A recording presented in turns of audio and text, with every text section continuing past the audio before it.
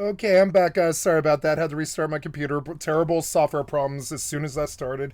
As usual, it says software developers suck dick and steal money and suborn elections and kill the world and rape children. I suffer from them and the way they treat us like every single day. And so I just pointed out and I say software development steals at least 2 hours of my time every single day. Every single day. I feel like something like 14 hours of every week goes to software development incompetence. And I'm terribly sorry. I kind of do want them prosecuted. I want them in jail. They can't treat people like this.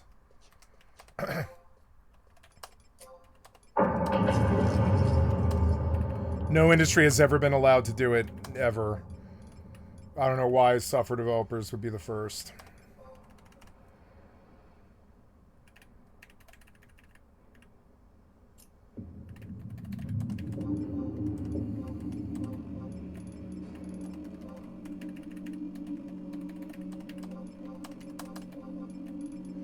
Selling some mithril.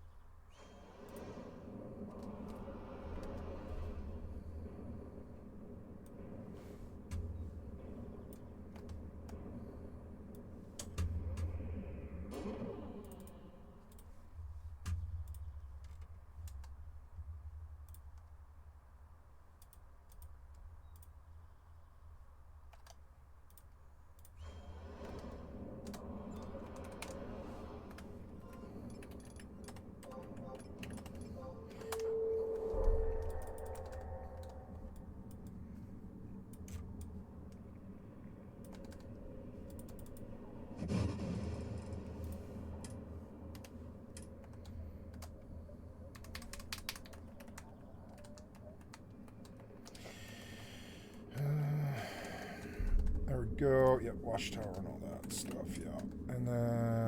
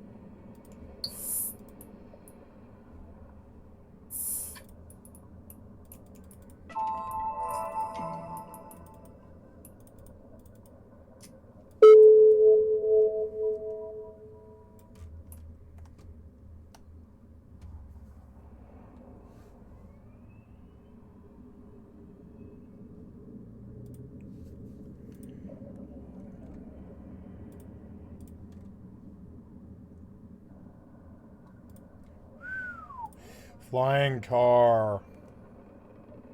Cool, it's the future. Look at that cool flying drone car.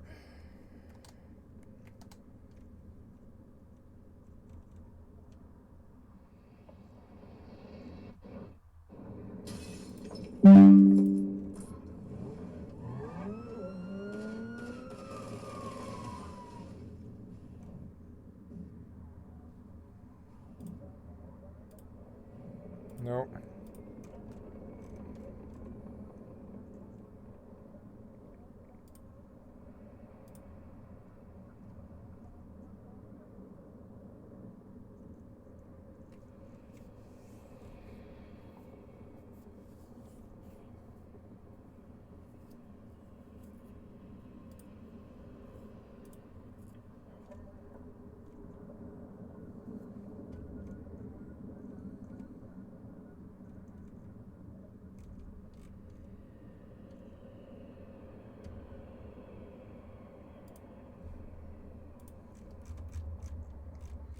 Damn, Kevin Smith lost the weight.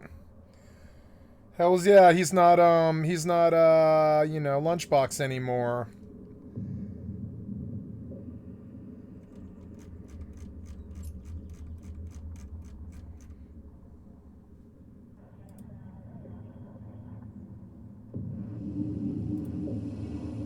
Today on Starfield Essentials, your weekly Starfield news report.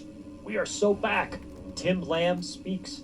Starfield passes mod milestones. Good. Starborn Temple boss and book. Complete weather overhaul. Expanded lodge. 3 new visions of Aquila City. More dangerous neon. Red Mile Blackjack for real this time. Change the way Red Mile Blackjack, huh? you see takeoffs and landings.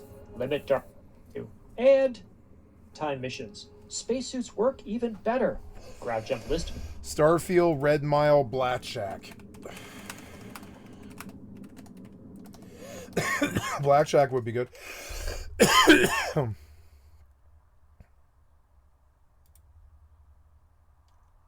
Red Mile Blackjack, cool.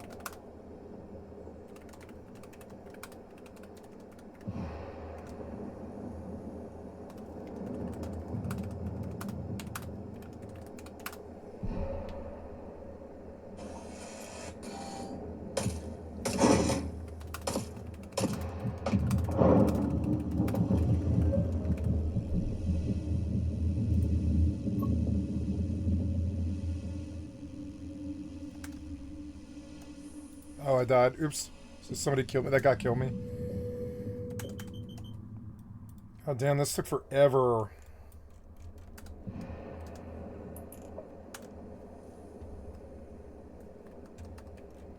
Camera's kind of weird.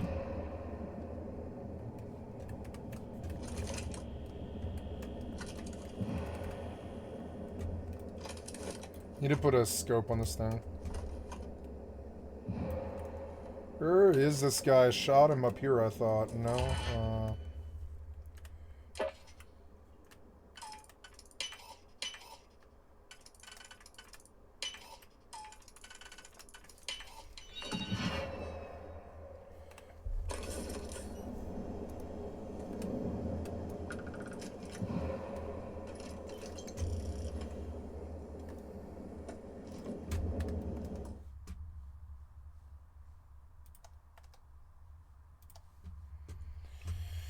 Caio Perico Survival. Claim GTA $1 million for free. Straight to business. Updates. Content. Yeah, I want to see the updates. Can we do that? Money fronts. Take control. Send everything. With money fronts. Martin Madrazo. Oscar Guzman flies again. Agents of sabotage. Bottom dollar bounties. Cluckenbell Farm raid. So I'm sure these are fun. I just haven't got around to them yet.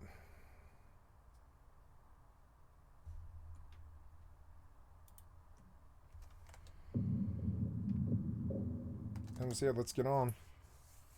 I have a submarine. I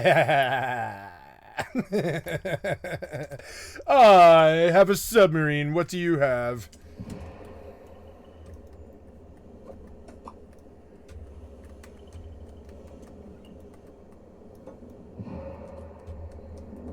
And it took me like a month too. And now everything's all easy.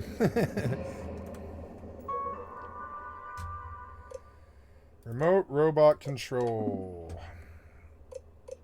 Update friend foe. Recalibrate friend foe. Remove combat inhibitors. Activate unit.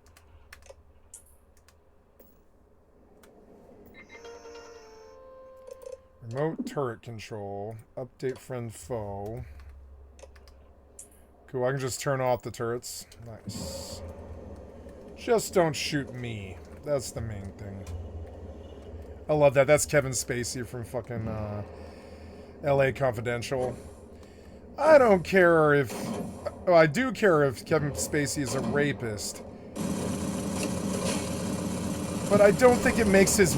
I don't... Like, honestly, the people who wrote his lines in the movies, it's not their fault that Kevin Spacey was a rapist. And he delivered the lines well. He was a good actor. He was my favorite actor, unfortunately.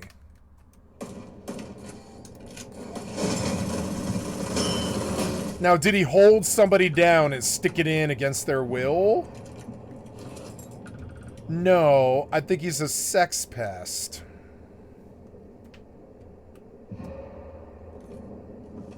And while they're both morally about the same, they're fucking terrible, you know, should be in jail.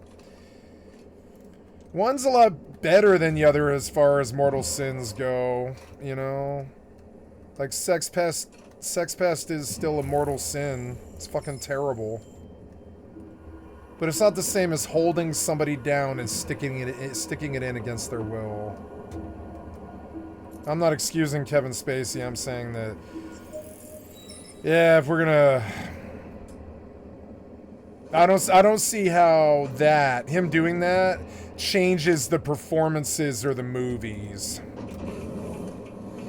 Because liking Ren and Stimpy and liking Kevin Spacey has really twisted me.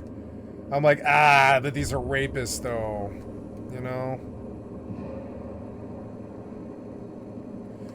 I love the RP of this game. I think it's better than Rust sometimes. This is better than Rust. It feels more tense.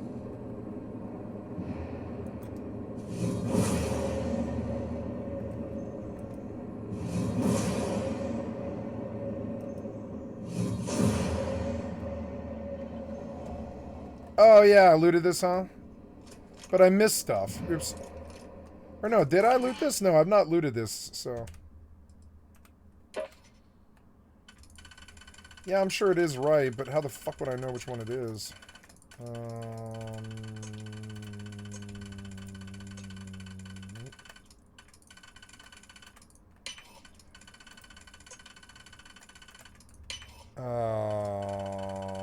Oh, I need to turn the music on.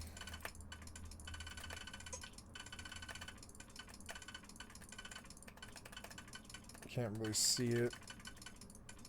I like this game, actually. I've come to really appreciate this game. I used to hate this game. I'm like, but after a while, you start to actually have fun with it quite a bit. It is fun.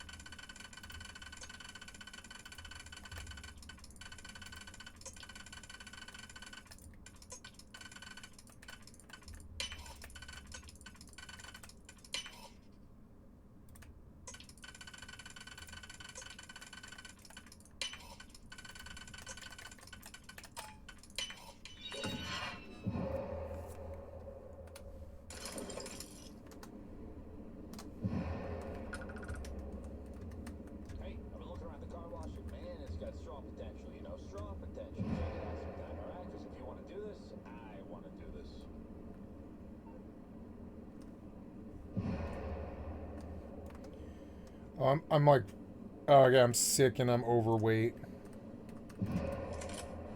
In the game too. No, I'm just kidding.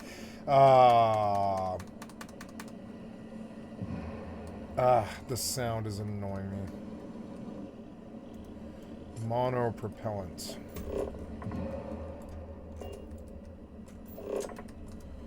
I like how you can zoom in on stuff. You can actually really see it. Yeah. Damn it. I mean, I like the game. I'm gonna tell myself that I like this game. I think it's a high-res little mini game that my brain enjoys.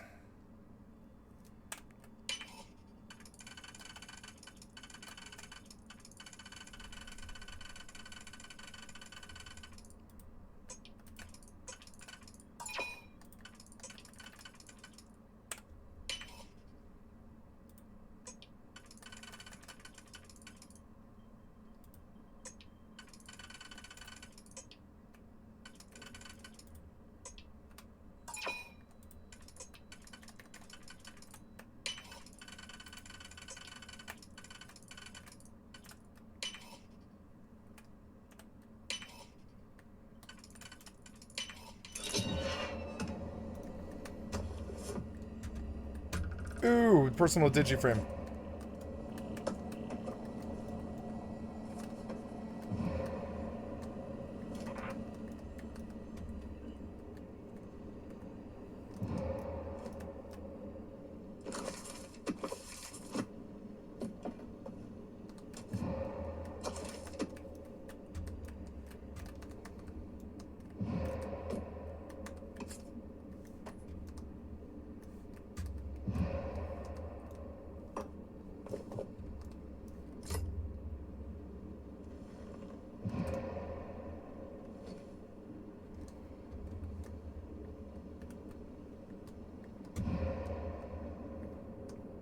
There it is.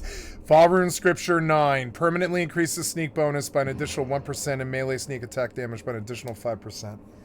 It's not good, but it's fun to get it. It's real good. It runs the endorphins in my brain. I'm like, magazine, magazine.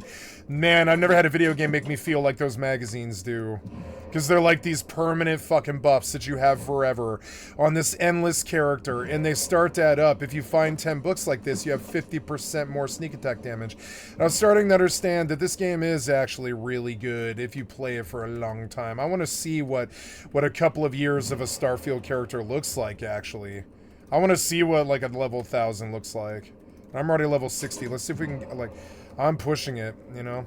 And it only gets slower, too. It gets slower from level to level. Yeah, I know I'm out of, like, space. I know I am. I'm terribly sorry. I know I am. Oh, man, those are all pieces, too. I should steal everything in here. There's some dude out there. It's creepy. There's, like, some dude out there. He doesn't know I'm here. I like the RP. Wait, there's dudes out there. Why is there dudes out there? Fuck those dudes. Let's go kill them. Can I blast the window out? Does it matter? You probably won't let me, huh? You're so annoying. Let me shoot this guy. Yeah, let me... No, this is the wrong gun. Also, I need some health. Yeah. Use that gun. So much better. That mod's so good. Breakable windows. See, it was RP. They didn't know I was there. It was a good ambush. Fuck these guys. It was. I love the RP of this game. Fuck it. And I don't get harassed by shitheads. I'll just play this game.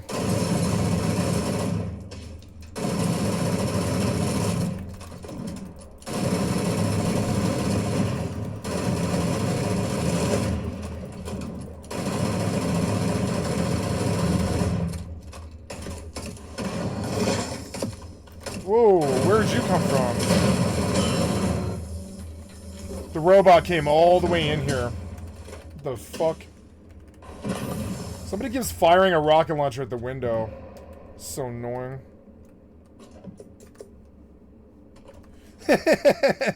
I like this game. I love this game. I have the music off because I knew I'd be fighting and stuff, but when I leave, I'll turn it on. I could break everything, I suppose. Does it matter? I guess I could. I could just recycle everything, huh? What does it matter? I just don't do the digiframe. Sculpture, sculpture, sculpture. Gold pyramid sculpture. Pack of smokes. Crystal pot lamp. I like that. It's a lamp. Never mind. I like that. Empty desktop lamp planter. Wooden face sculpture desk. Pendulum. Desktop digiframe. Personal digiframe. And then all the rest of this stuff is going to break. Yeah.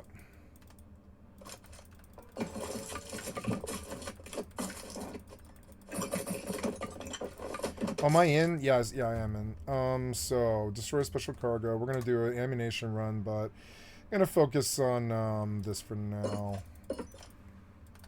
I'm going to play better games. I'm going to stop playing Mortal and Rust. I know I am. Like, I'm going to play better games. Games that make me happy. They might be repetitive or whatever, so I'll just sub other stuff in, like Skyrim and Oblivion Remastered, and they're about to do New Vegas Remaster. All this other stuff, I'll just sub in other games rather than deal with the garbage crab people of fucking Rust and Mortal. I'm not doing it anymore. Like, EVE Online, the only reason I'm still on EVE, even, is because fucking Concord protects me from the shitheads. Or I know they would make sport of me and chase me like some kind of dude who's never met a woman before. And that's who they are. That's who these people are. I'm just gonna move on. I don't want to do Toxic anymore. I'd rather make my, like, maybe it's time I go up in the Starfield channel for, like, a couple of months and try to curry some favor there. Just chatting is good, but, I mean, you know.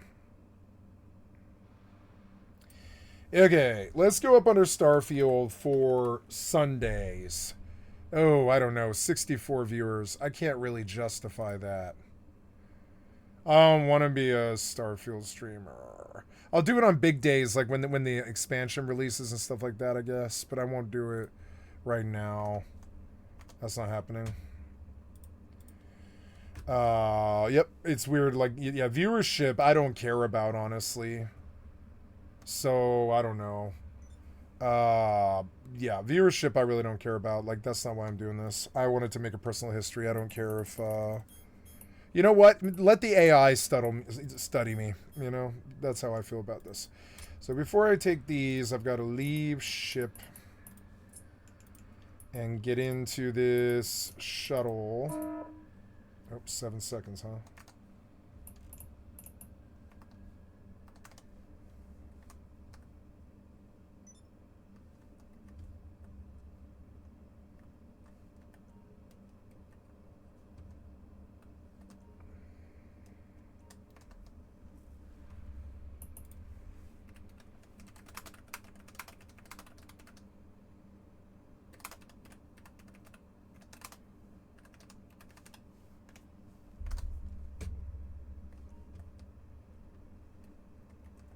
Brought to you by Torgo's Executive Banner.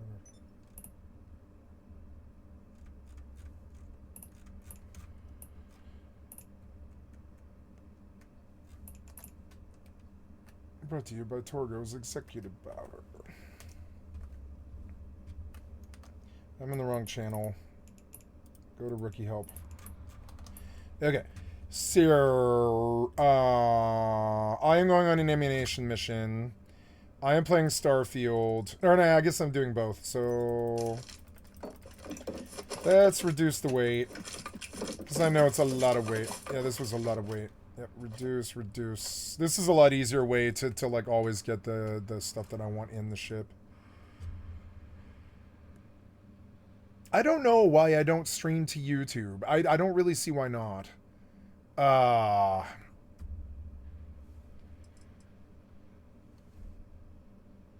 Oh yeah, because I constantly catch fucking reports when I accidentally play music. And then that doesn't happen when I'm just publishing. So, it's just safer. It's safer for my YouTube career to not stream live. Which is so fucking stupid. I hate the fucking executives. Alright, let's get out there. I think this get-up looks cool when he's wearing a body armor. It's actually kind of cool.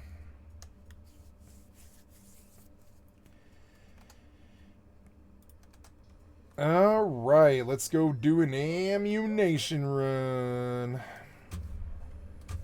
Oh shit, that guy damn near fucking hit me. Shut up, you. I know it's quiet, but this game has a lot of background atmosphere and stuff, like especially in the casino, so I just keep it low. I guess I'll turn on a video, I guess. We'll pull over. Am I live? Yeah, I'm live, so gotta watch that, but there we go, here we go. Menu. And thanks for the meme. All stories have chapter markers for easy navigation and Cool. links in the description for sourcing. Starfield My name's nerd. Richard. Let's get started. Yeah. Tim Lamb speaks. On August 27th, Bethesda published an interview with Tim Lamb, the creative producer for Starfield. He was listed as lead producer in the 2023 game credits.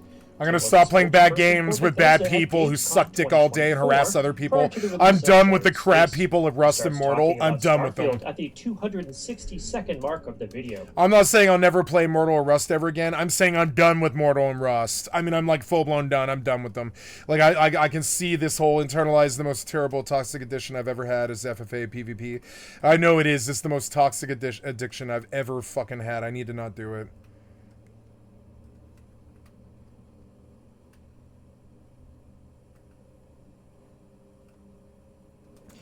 Oh, yeah, I gotta get on FFXI. I think GTA killed it.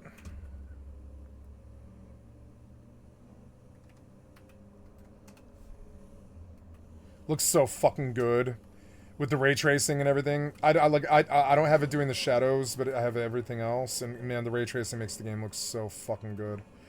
And it smokes. I think GTA 6 is going to be a fucking good client. They can't afford to make it a bad one. They'll get trolled universally if it doesn't have good frame rate. And they know it. They know it. Thank God they know it. They didn't used to know it. Up until like 2015, they didn't know it. Well, I mean, more later than that. Like 2022 even. All the way up until almost 2022. They didn't know. They just didn't know. I don't know what it is. They just didn't know that you can't release a game with bad frame rate. They just didn't know. Like, they didn't know what it would do to the company. They didn't know what it would do to their money or their bottom line. Like, there's companies that I don't technically trust anymore because of it. I can't think of any that jump to mind directly, but like there's certain games that I like. Oh yeah, yeah, like Remnant 2. I liked Remnant 2 a lot, and I'm sure it runs better now. But at launch, Remnant 2 ran like garbage. So did Stalker 2 and all the games, all the UE5 games and stuff. They didn't realize, but you can't go live. Yeah, I mean you can, but you shouldn't. You technically can't really go live with a game that has bad frame rate. What's that going to do for your reputation? It'll ruin the company. Oh, I got both of them, bitch!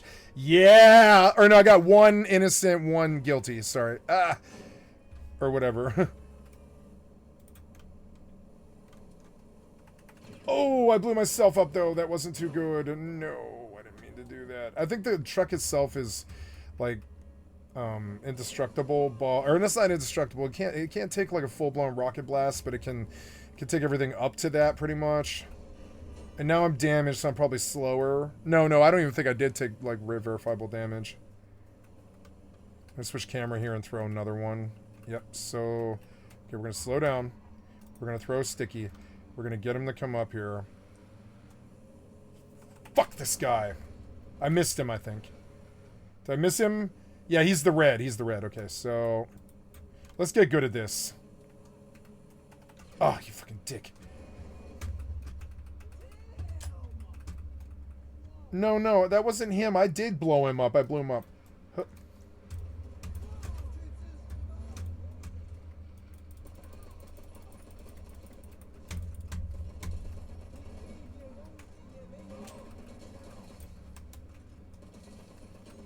I actually like this over-the-shoulder view, actually. It's kind of cool. I do like it.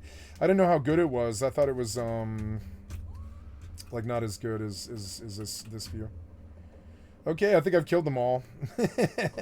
No, I didn't kill them all. But that's okay. No, I want Sticky. Sticky. Okay, when they come, I will fuck them up. Is that them? Yeah, that's them. So let's see if we can nail them. Anybody want to be your setup mission? Anybody want to what? The fuck was that? Oh. Where is he? Oh, there.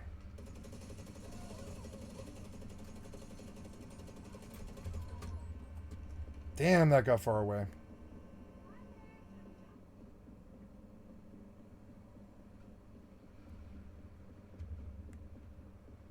Oh no.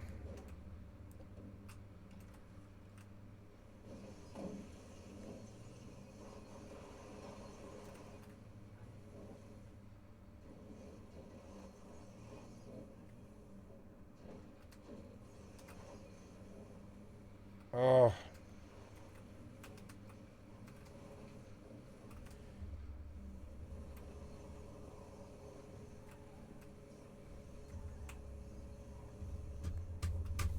Fucking annoying.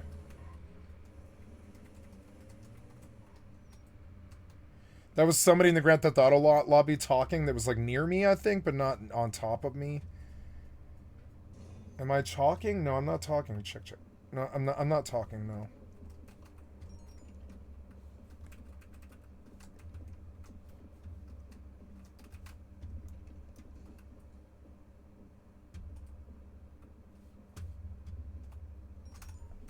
$769.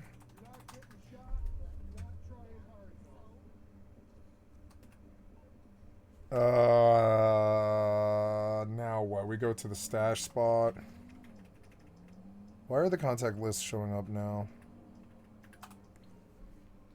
You don't have enough money.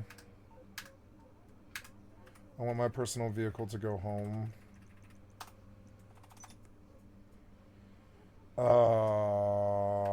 And then I want to register as a boss on this thing. Then I want health and ammo. Okay. Then I will warp to... Well, first we'll set... oh, cool, it's a train. I want to get on the train. Get on the train. It's too far, probably. Oh, no. Get on the train. Oh, it would be cool to take a train ride. That was cool. Anyways, I love the RP. 6 is going to be so good. What am I doing? Oops, gotta do stuff in Starfield since I'm between missions. So, we did all of that. Then we can go blur, blur, down to resources and dump. Dump 739 out of 861, and I'm not overweight anymore. Can I fast travel now to the landing area? No. So I will go to the car. But let's loot this place because it's had good loot.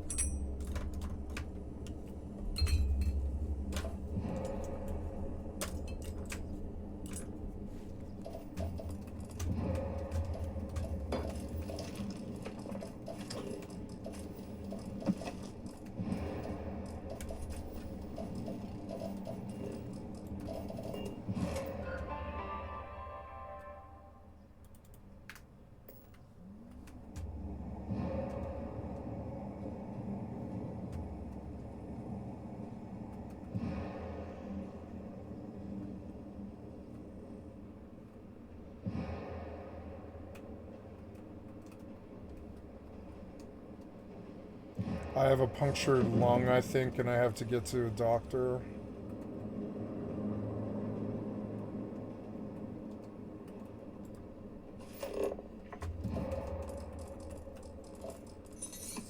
Wish they made the zoom even more, or like more configurable.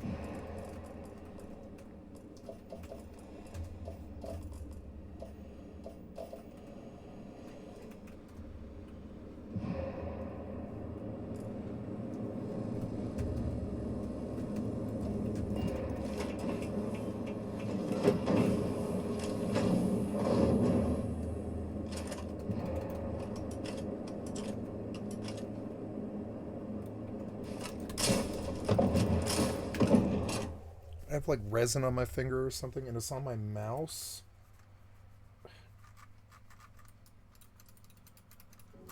In this new interview, Tim provides the following takeaways. We have some cool stuff coming, including free updates and features the players have been asking for, as well as a new DLC story. Part of the team has been focused on space gameplay to make the travels there more rewarding. We're also adding some new game systems and a few other smaller delights. There's also some really interesting stuff coming down the pipe from our verified creators. We really appreciate the support and the enthusiasm. We can't wait to get it into the hands of our players. So, we now have confirmation that a second DLC is in the works. Social media users have started fixating on the mention of space gameplay and travels. Some are speculating that Starfield will offer alternatives to fast travel in space. I already discussed why I don't see the appeal of this in a previous video. My personal speculation is that the developers might offer more opportunities for experiences in space. The current game loop for random encounters in space is twofold. You either encounter another vessel or star station when you jump to a planet or moon, or you see something odd on the star system map and choose to investigate. While it's possible the travel method itself might change, I wouldn't be surprised if Bethesda gives players another way to experience random encounters in space. I also think a lot of people are sleeping on the comment about, quote, really interesting stuff coming down the pipe from our verified creators, end quote. King Death Creations already hinted at new content for 2026 based on the success of Watchtower. I continue to keep an eye on big projects like Defying Fire, StarSim, and others, and I will cover them here as news develops. I would not be surprised if we get some content for this game at the 2-year anniversary in early September. Overall, the future is bright. Early September, that's like now. That's like now. If you want to tell the world and YouTube that you enjoy positive and honest Starfield content, subscribing is a great way to do that. Thank you. Next, Starfield passes mod milestones. Starfield just passed 100 million downloads on Nexus mods. As you can see, Starfield is currently the 12th most downloaded game on Nexus mods, behind Mount and Blade 2 Bannerlord, at almost 112 million downloads at the time of writing. I've been tracking mod downloads for Morrowind, Starfield, Mount and Blade 2, and The Witcher 3 for more than 7 weeks. According to my predictions, Starfield will pass Mount and Blade 2 in December at around 118 million downloads.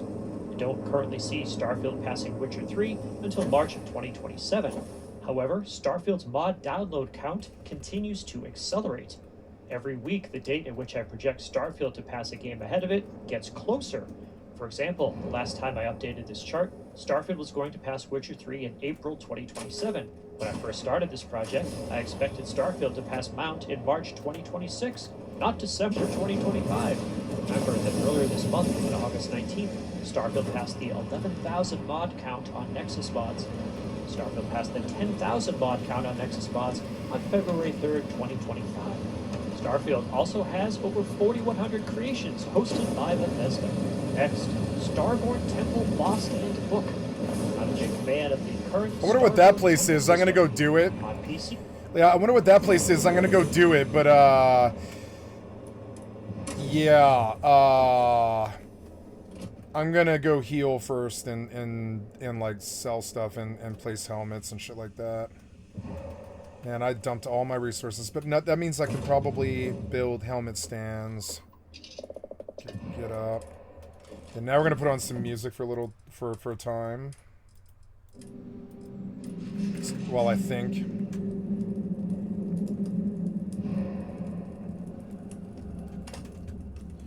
Okay, so first thing is I want to do some decoration here.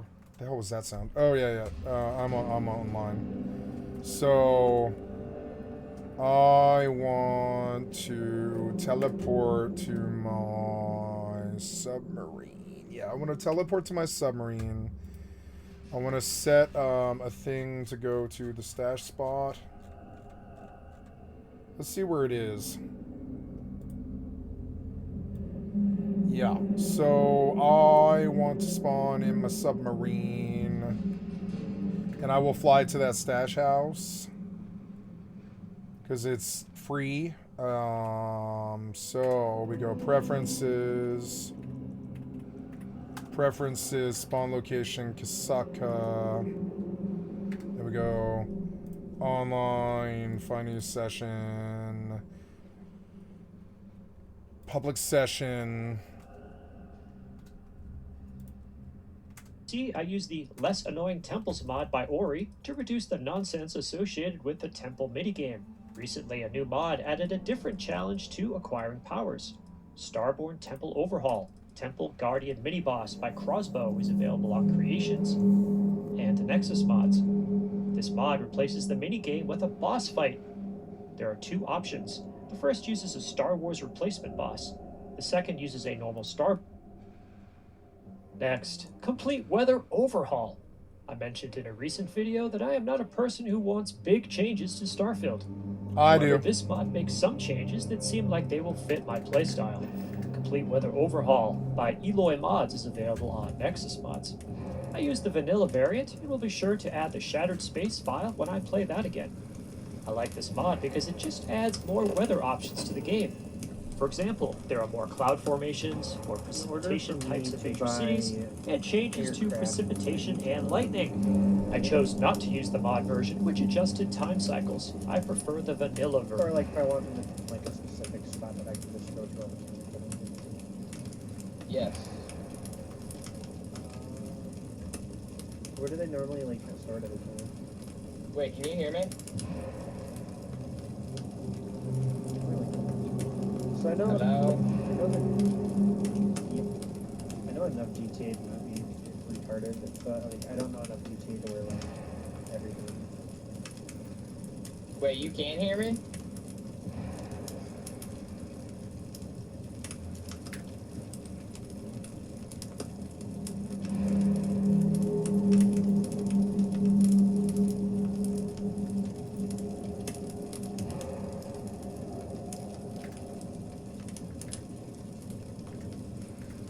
Like I did a whole crash course on the whole special cargo and the Eagle cargo thing today.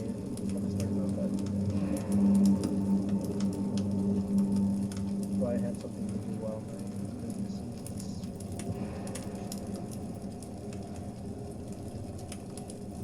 Yep. Oh yeah, we turned that thing off. Hey, if you're gonna get a hangar, get the one at the military base. So like I have push talk on both the game and Discord, and they're both the same button.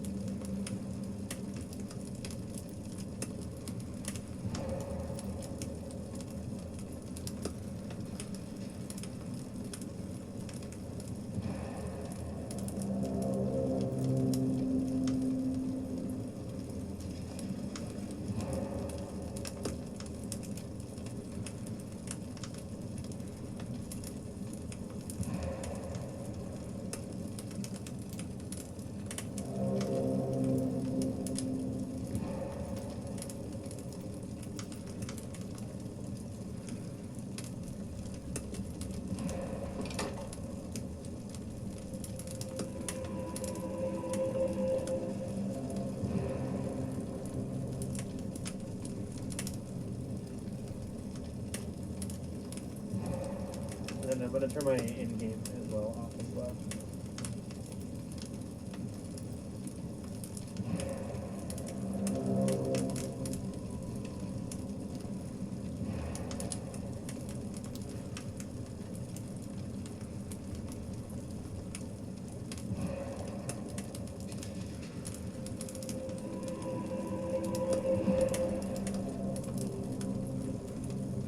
Wow, you can listen to the. You can talk to the whole fucking lobby.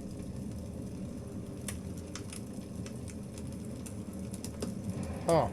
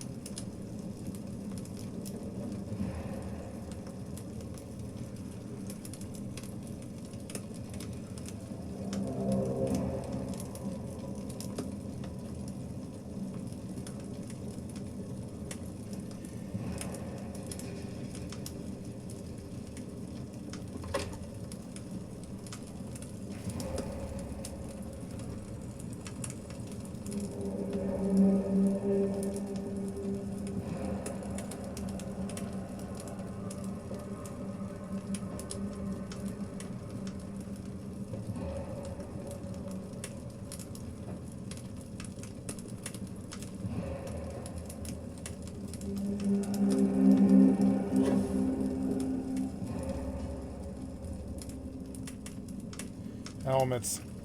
I think this movie's Helmets of my enemies. hours out. I'm on my own.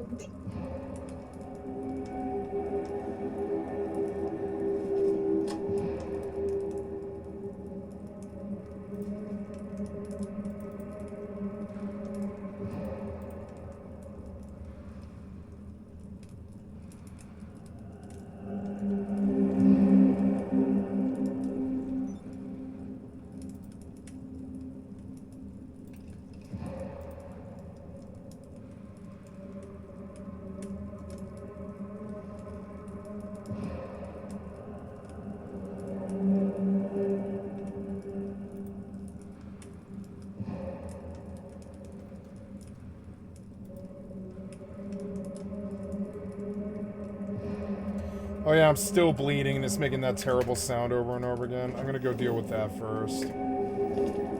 Ugh.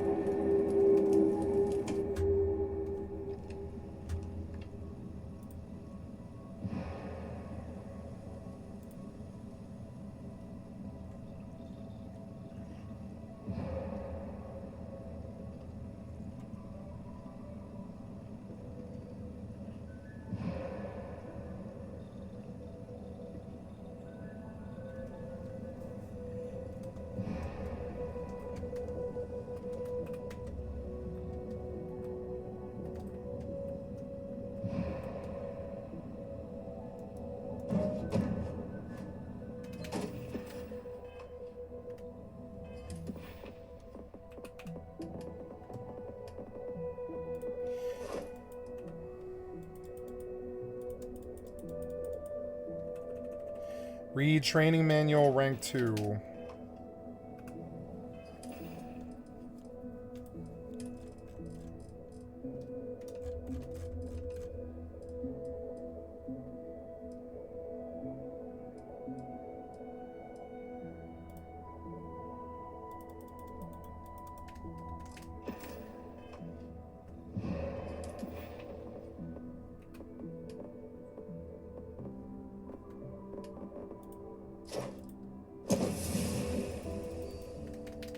Well, you just have to click it, I guess. It doesn't make a sound, but you do have to click it. Okay, so...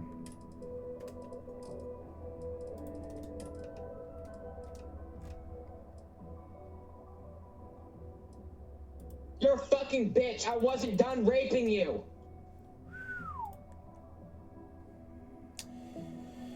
Yeah, that's not gonna do, unfortunately.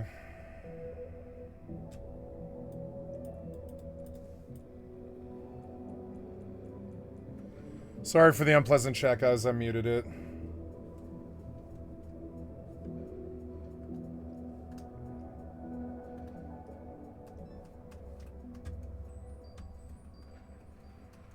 Fellow gamers. Ugh. And I speak like that, too. It's stupid. Vinewood, huh?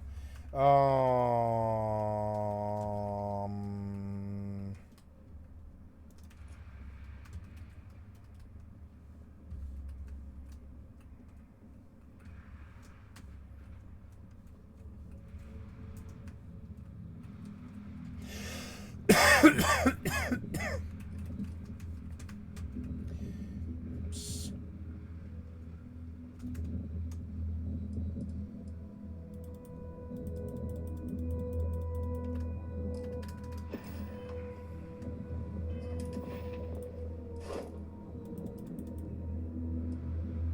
$15 weapon mods. Industrial workbench. Weapon workbench. I want to work on this one.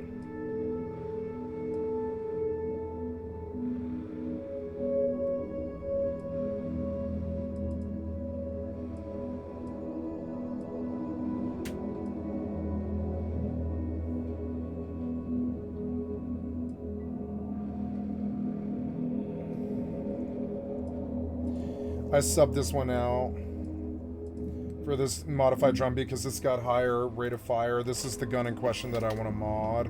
Oh yeah, I want that sound to go away, so I'm gonna go do that.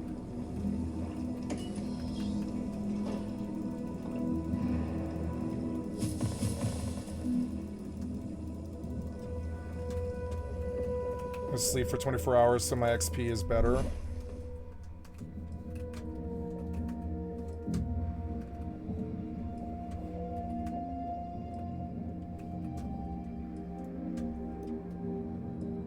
Nope, nope, nope, nope, nope.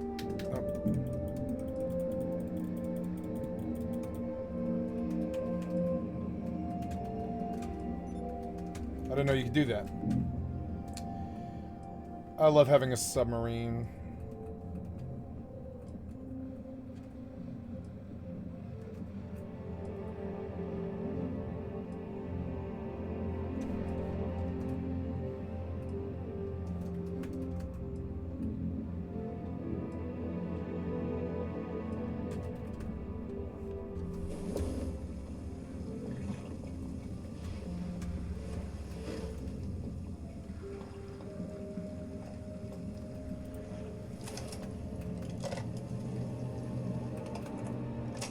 My god, it takes a long time to reload this gun for no reason.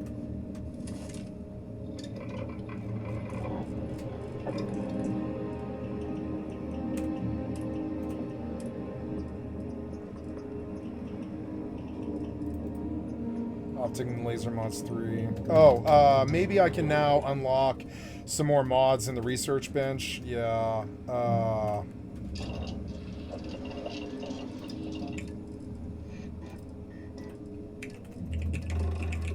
nice. Yeah, that's good. That's good.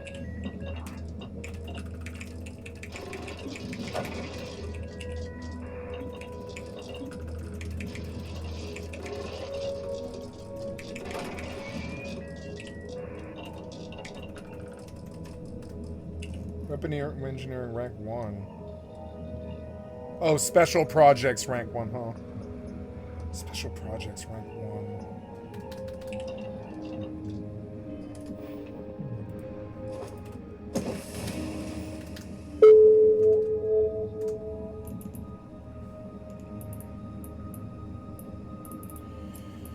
Okay, we are boarding a Garissa shuttle to travel to Cheetah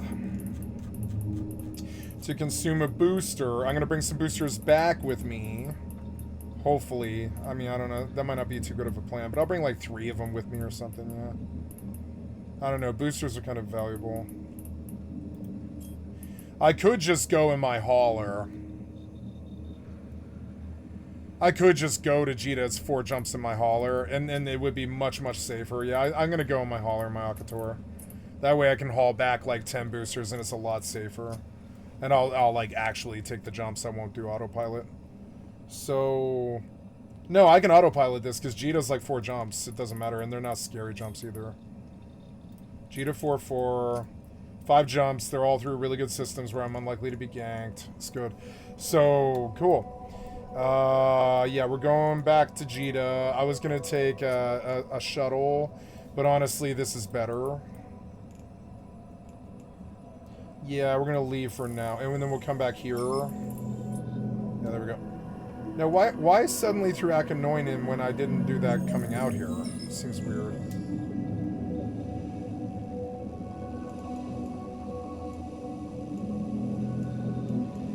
Different routes. I want you to optimize this route.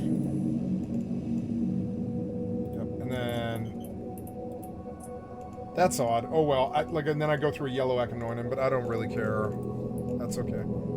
I'll bring like 10 boosters back, so... I mean, I don't need to haul boosters. I don't need to haul boosters, and I don't want to. Yeah, like, because it's just risky. And then it also, like... Let me think about that. Boosters run out every 2 days, but Hypernet runs out every 3 days. So really, I shouldn't haul boosters, really. I want to go faster here. The truly fast way would be to just jump to a new clone.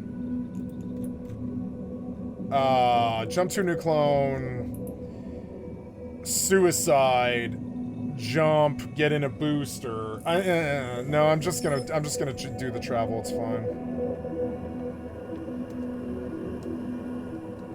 I love this game. I'm enjoying it immensely. I'm so glad I got it. I'm so glad I bought the premium edition and all that. Chemistry rank 2. Weapon engineering rank 3. This was magazine and battery mods. Cool. I might be able to do better gun upgrades now.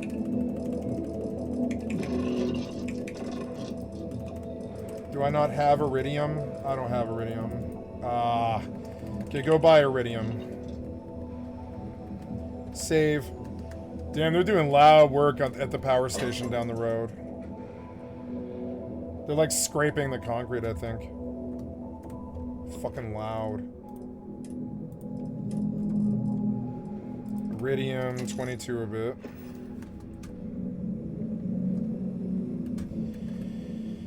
I kind of want to put the weapon mod in here. Yeah, it makes more sense, so I'm going to move it.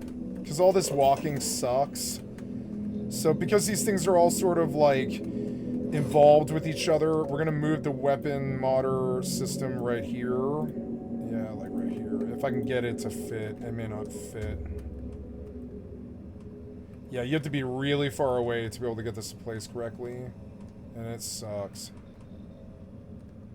Like that, this thing right here isn't anything, so I could technically just block that right there, and it wouldn't really be bad, I don't think.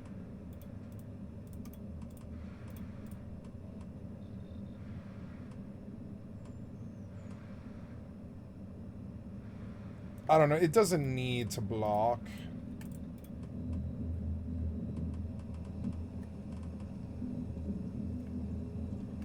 I wish you could bring it closer to you. Oh well.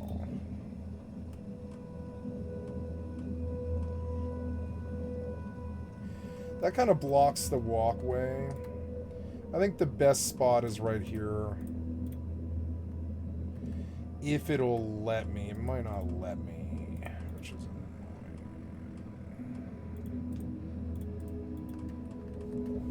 Yeah, it doesn't like this. It wants me to be far enough away. Weapon workbenches are terrible.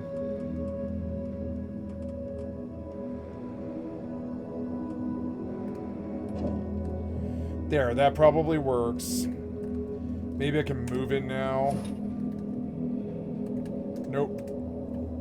So, okay. I guess, yeah, that's reasonable. Then we want to move this research thing right here where it doesn't block. Or I don't know, like maybe right next to it, really. I don't know, those are gun things that I might use eventually.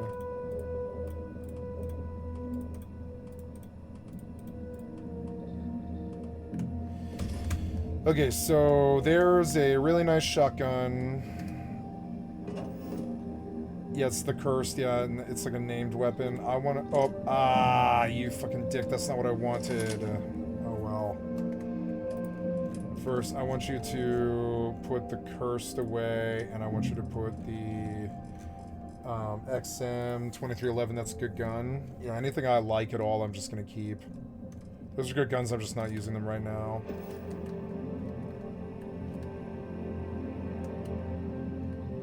They do look cool, but I don't know why I would put them up where I can't see them.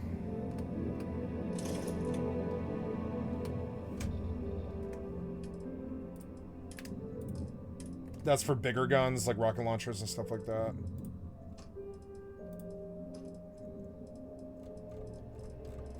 Don't know why I haven't gotten a better Nova Blast yet. Maelstrom, last remodified Maelstrom. I hate Maelstroms. Yep, and so we come and we deposit. I'm gonna dump all of the ship out. Or well, can I do that? Yeah, I can dump all the ship out, but only when I need to. Yeah, it's only halfway, so I mean, yeah, I can probably take like another huge load or whatever.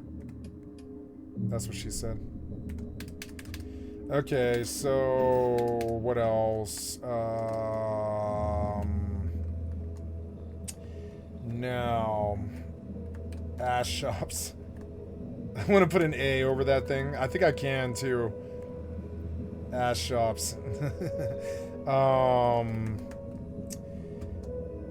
Oh, it's like money.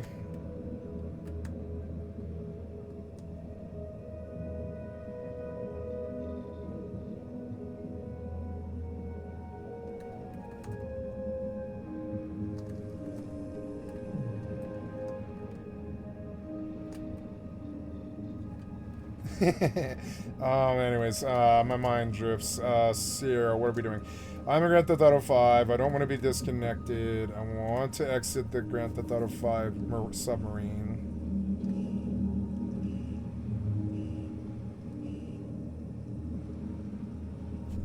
We're gonna fly in this public lobby.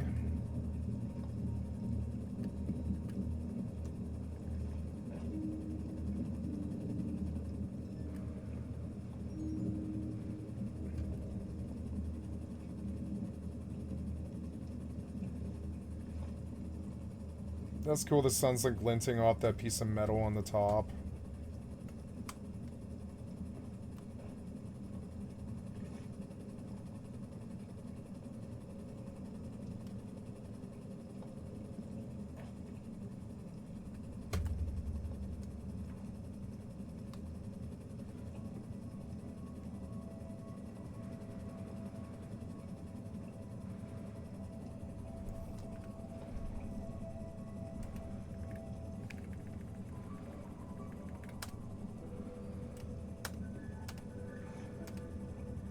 Why can't I do it? Ah.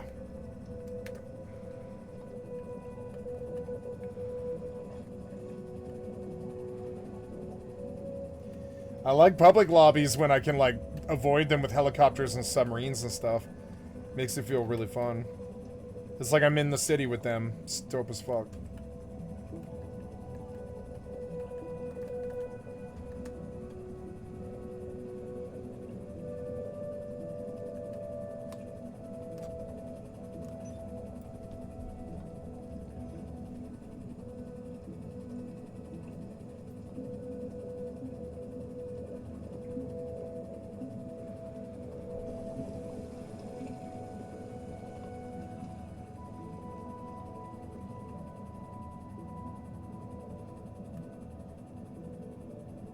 Cool, there's a dam right there. Okay, well now we go down to service vehicles and we go to Kasaka. Return moon vehicle, here we go. Oh! Oh! Oh! Okay, go. Yep, and then pull back. Cool. So dope. Way cooler than driving. You can see my cool shadow with the ray tracing and stuff. This game's so much fucking better than Cyberpunk. I won't play Cyberpunk over this game. I just won't. It's not as good.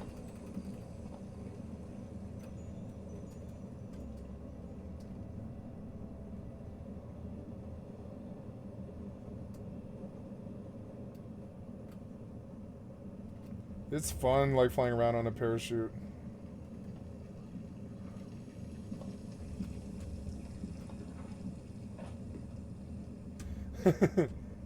Ooh! Ooh, at least I didn't die. Yeah, it didn't look too fun. Ouchies. Body armor will fix it.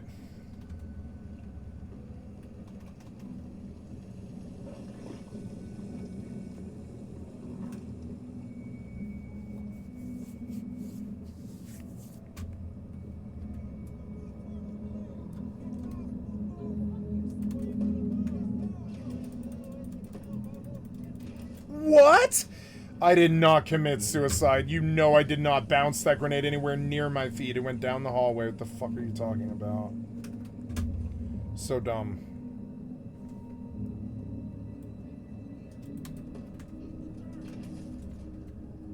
Are we all dead? Yep. This thing's like blown over.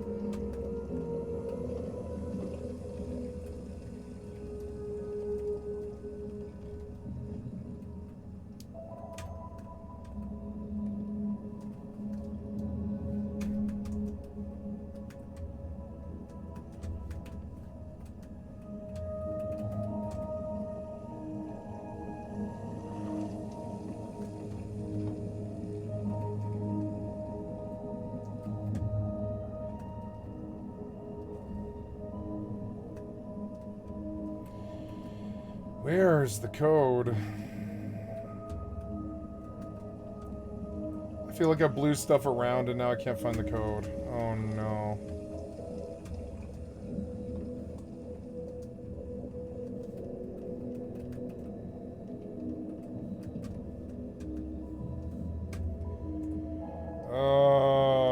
Where is it?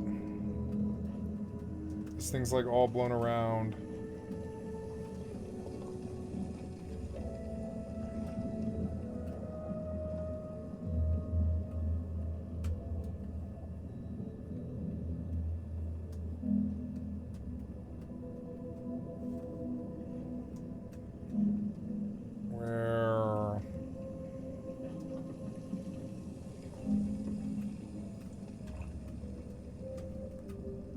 Oh, there it is. 281197, 281197, 281197, 281197, 281197,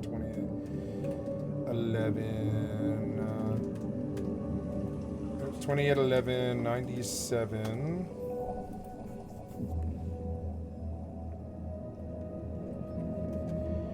Okay.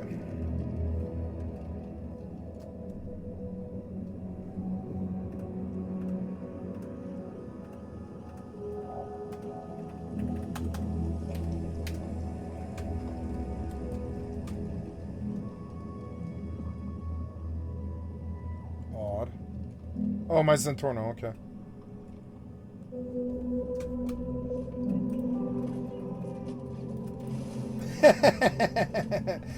Got them both.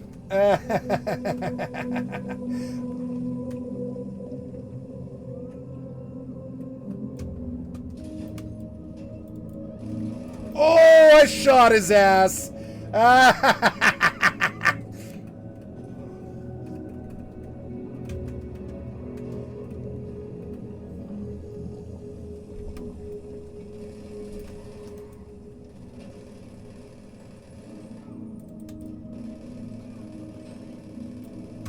Shot his ass. Bye-bye. Oh. Driving while like menu surfing is fun.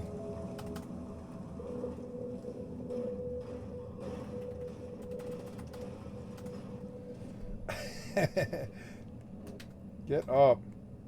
Stash house successfully raided.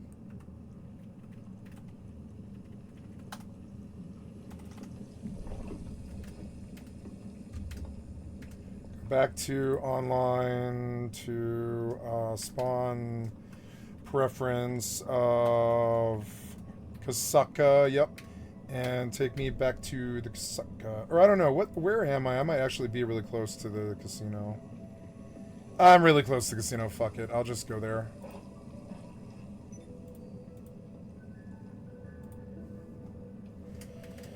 Okay. I want to call my motorcycle. Oops.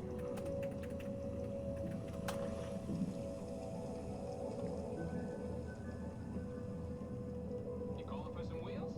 I'm Johnny on the spot. I'll hook you up. Carbon RS is destroyed. Ah. Okay, I got stuff to do.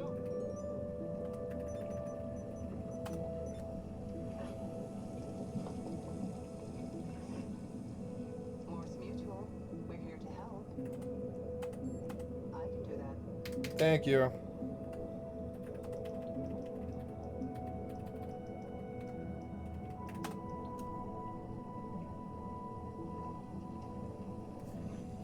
You need something, huh? One of your rides? Let me know. I'll bring it to you.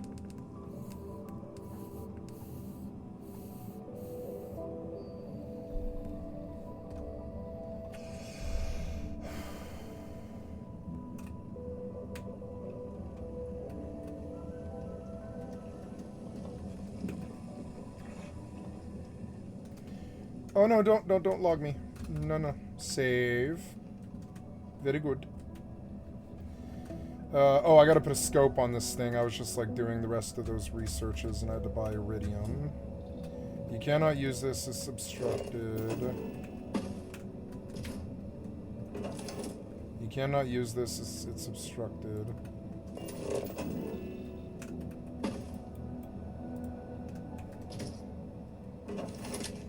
You cannot use this. It's obstructed. This thing I can use. Maybe this thing's glitched.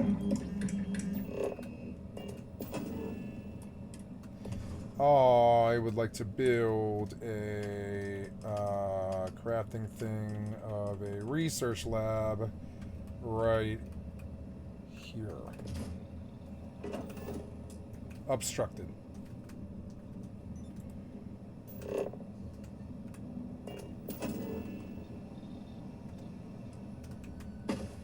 Damn it.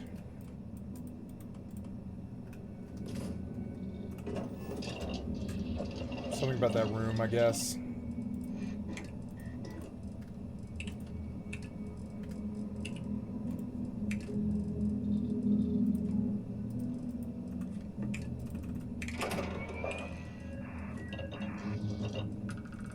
Everything else is good. We're gonna keep working our way up that. Now we go modify weapons.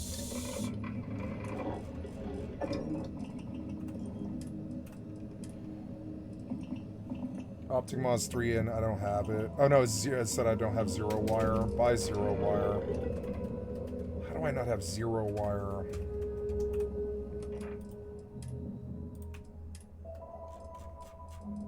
What?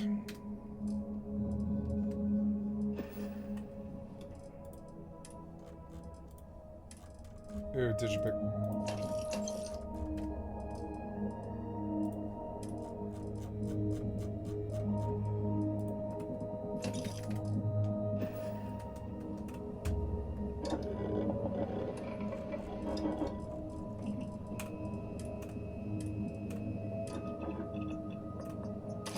Mark's enemy is not bad.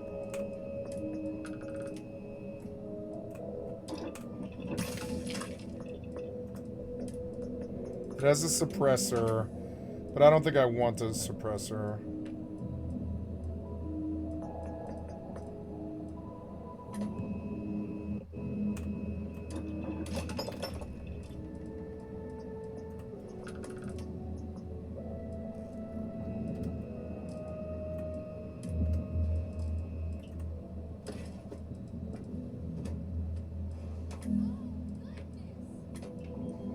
Explosive rounds. Burning rounds. I don't think I want explosive rounds. I don't know, it might be good.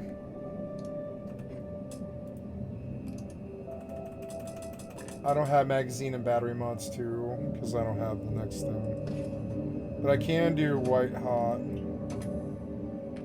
Even the sturdiest armor piercing rounds, drum mag. We'll give it an elemental thingy.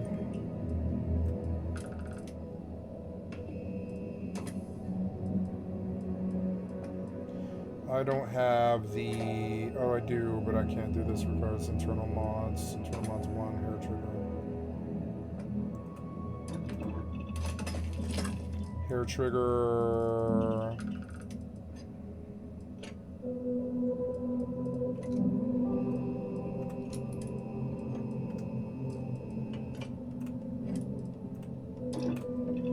Better skin. Cool.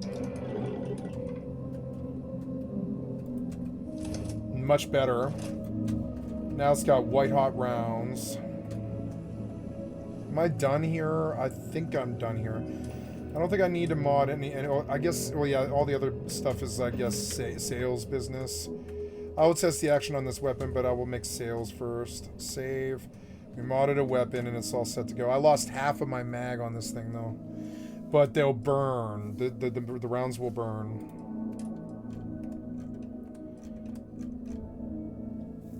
Oh no, I'm sorry. I'm trying to sell spacesuits.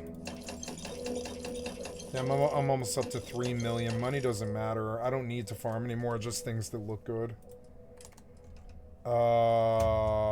Beowulf, A99.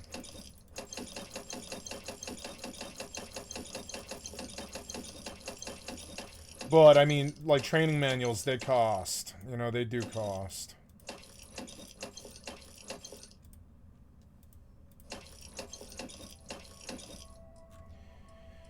Yeah, I suppose I can mod these crappy guns and stuff with all types of stuff, and it would be credited towards that achievement, so I could get the next level of weapon engineering. But I mean, I guess not. I don't think I'm going to go that far into it. I'll just wait for it to naturally happen. I have books for the little girl if I can find her.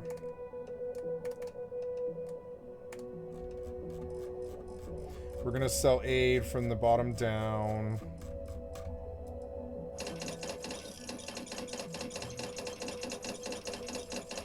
Stop at the amp. I want to buy from the Trade Authority amp. Heart Plus is always good. What's the good one? Is it something Wolf, Frost Wolf or something? Yeah, the good one's Frost Wolf, and I gotta remember what it is with all the damage buff and stuff. Yeah, here Squall's good.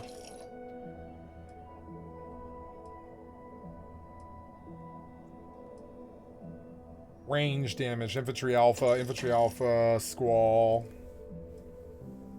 Battle Stims are good. DR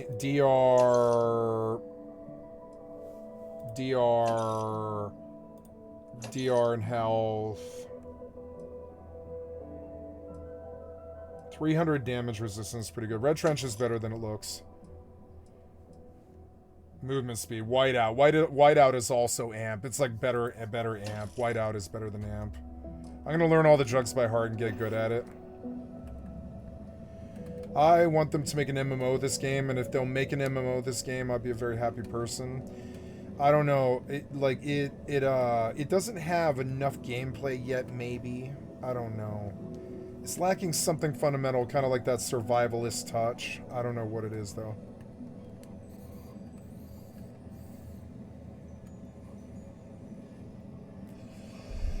They could have invasions of mobs on certain planets. They could do like a revolution, a Starfield revolution or whatever, where like, you know, the xenomorphs get more varied and crazy, and they start to attack planets. There could be cool stuff like that.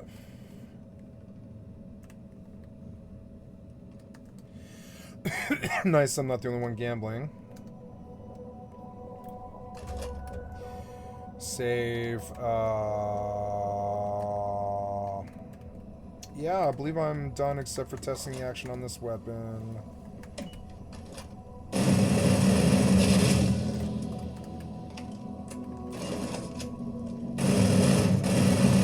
I can already see that while the burning rounds is funny,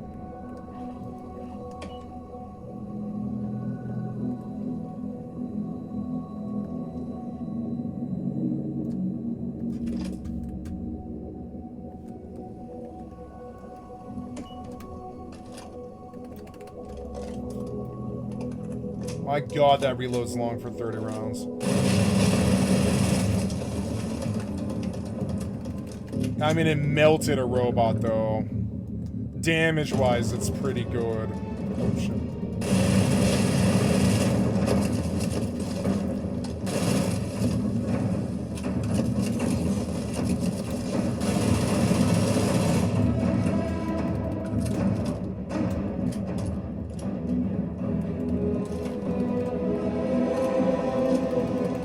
It's not that good of a gun. I think there's better guns than this.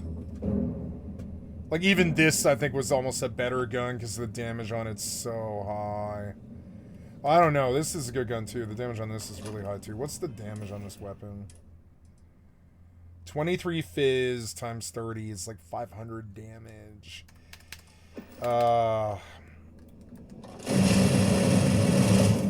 Yep, and then, now let's watch the fire and see how much it does. Yeah, look, that just burns forever. Even on a robot, it burns.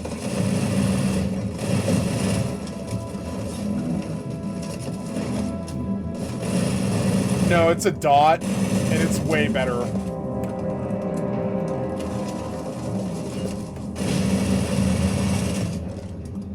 You can't reload this gun in battle, though. It's only an opener weapon. This is what I dot them with, though. I'll dot whatever it is. And when it's out, I'll switch.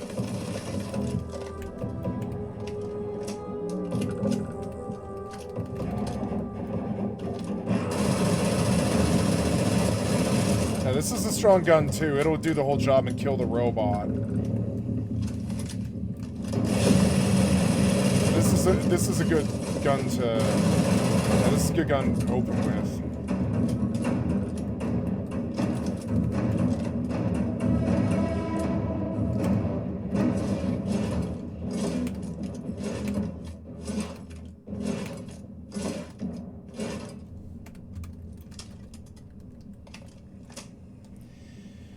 Are we done here? Sold spacesuits. Maybe I'll sell apparel.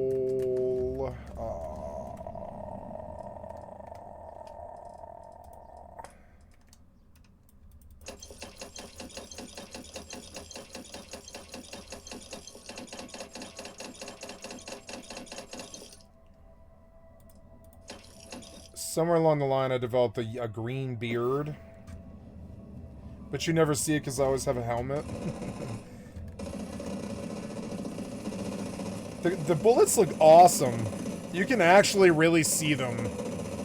I like the bullets, the whole tracer bullets.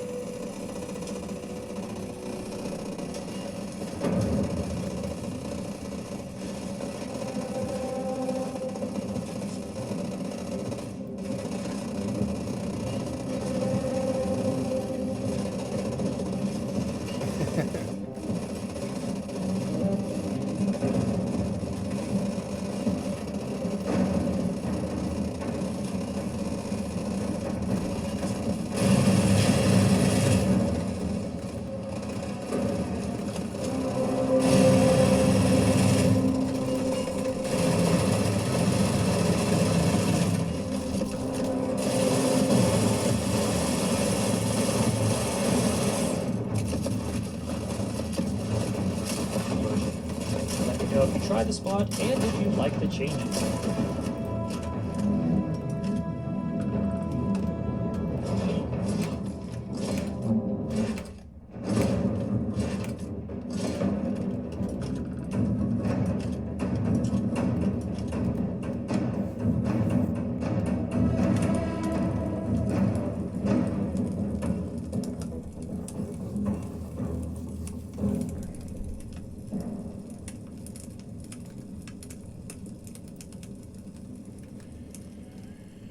Okay, now, I get all hopped up on Goofing Falls. I'll do that when I arrive at the place, and I'm gonna go over there to that building and find out what it is, since it's here.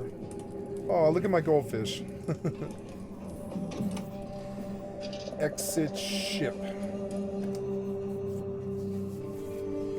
Maybe I should get a goldfish, huh? Or no, I don't know. I shouldn't have a fish, no.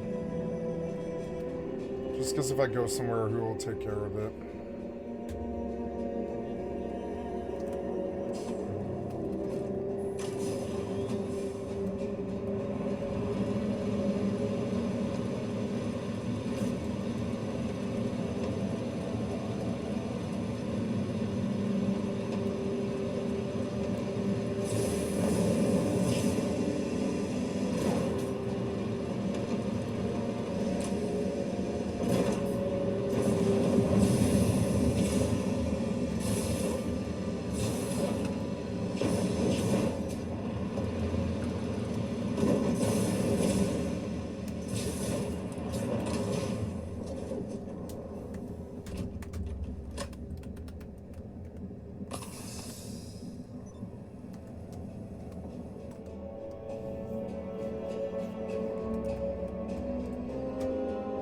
Beautiful.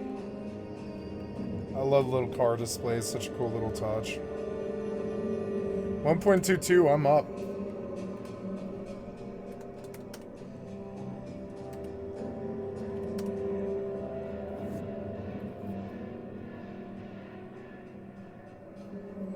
Let's spin the wheel.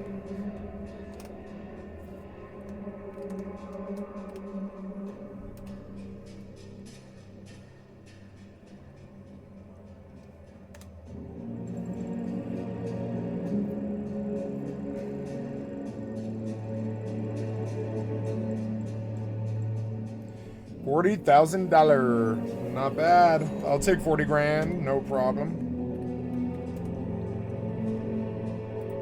Go bank that.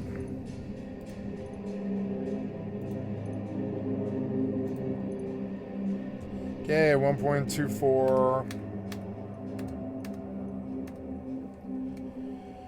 Okay, we robbed the stash house. We're at the casino. I guess I'll bet some horses.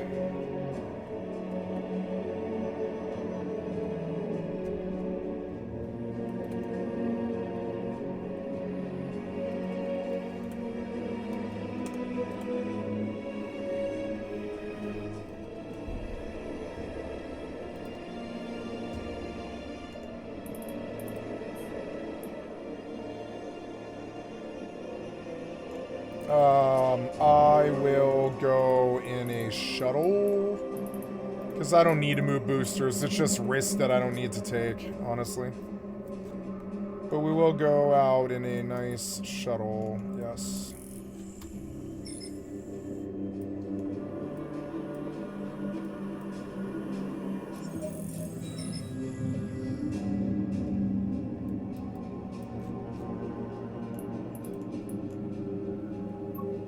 I love the grease the shuttle. It's fucking fast. It's like, ding, warp, go. Watch. It's like, hold on, master. Doing, like, assessing GPS. Boom, warp, go. No wait, anything. You're just out. Just instantly. And it also has, like, a really fast, like runtime to the fucking, gate.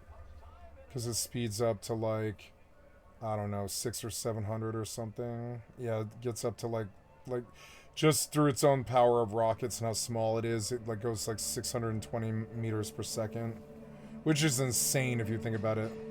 That's like a mile a second or something. So you just burn 5 miles instantly.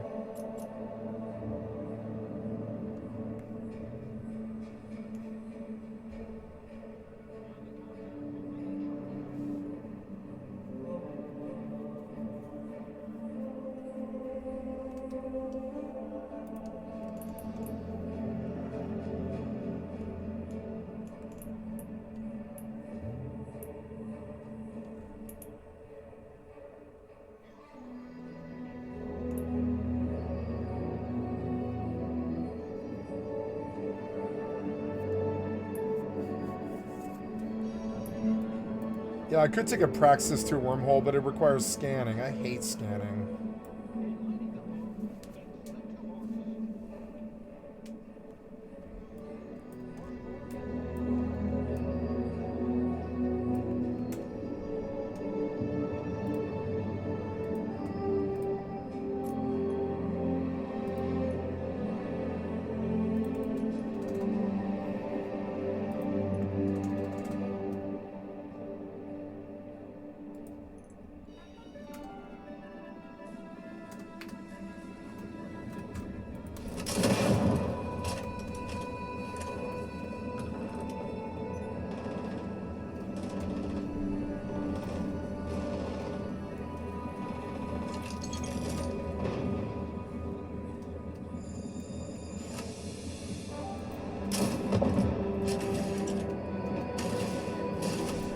Oh, damn it.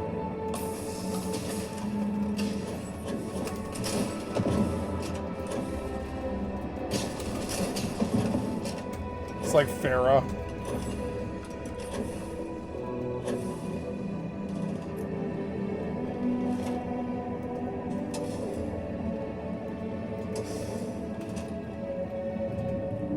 I love this game.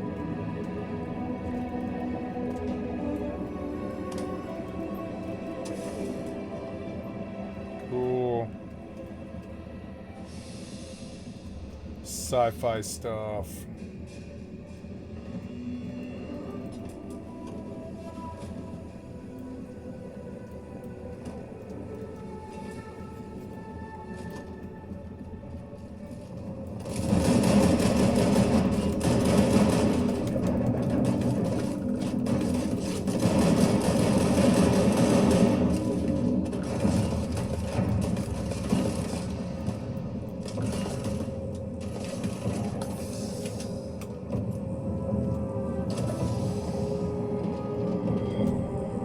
Where did this fucking guy go? Where'd he go? He was right here. So annoying. I didn't want to run into a blind kill, you know? Save. Fuck is this guy? Where'd he go? I blew up his spacesuit. Oh.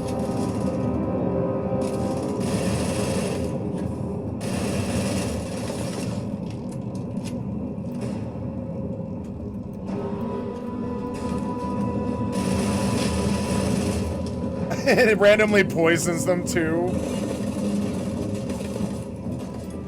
Like bio and fire. I like the elemental stuff in this game. It's stronger than most of the rest of their games. Has some good like elemental stuff.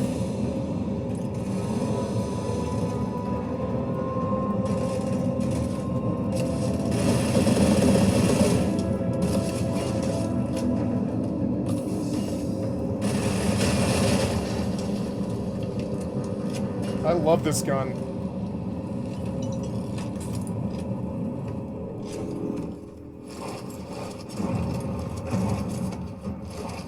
A couple nice suits there for some money, but nothing really truly amazing.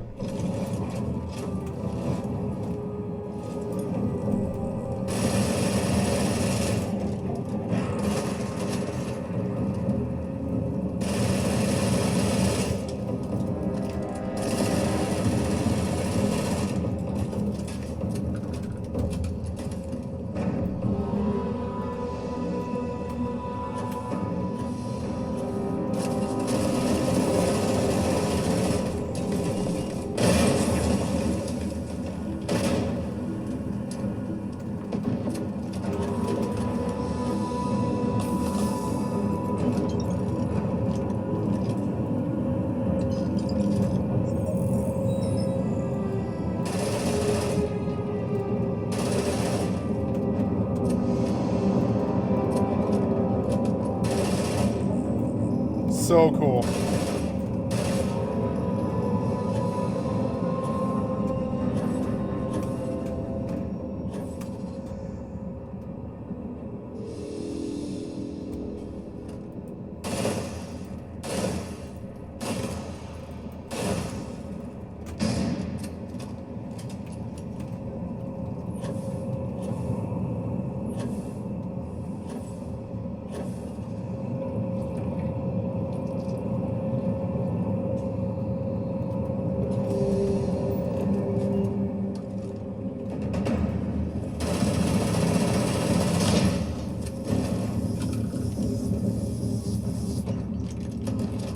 God damn.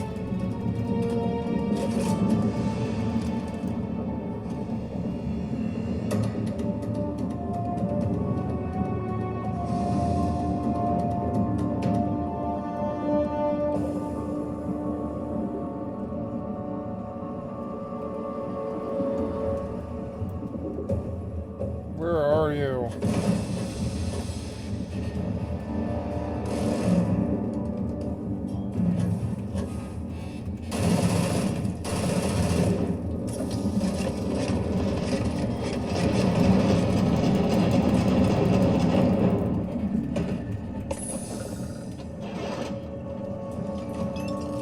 Econ spacesuit, Dream Shatterer.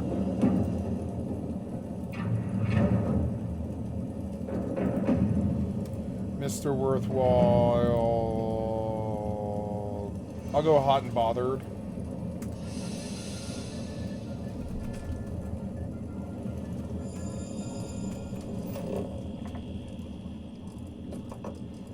The zoom is really cool. You can actually see what you're looting.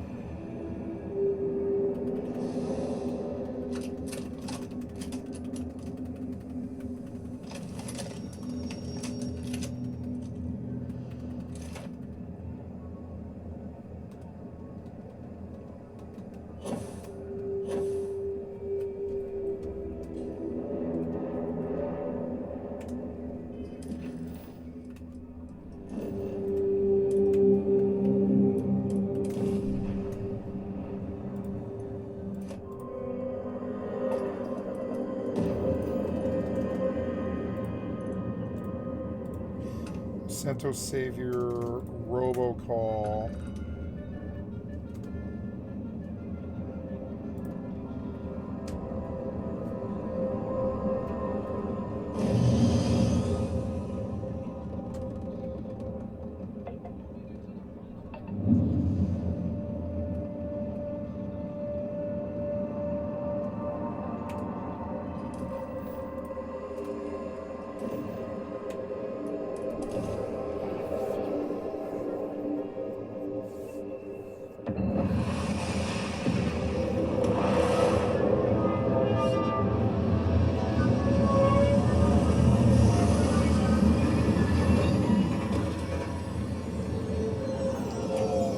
Wow, beautiful. Look, there's like a cool planet that's like rising over the horizon very slowly.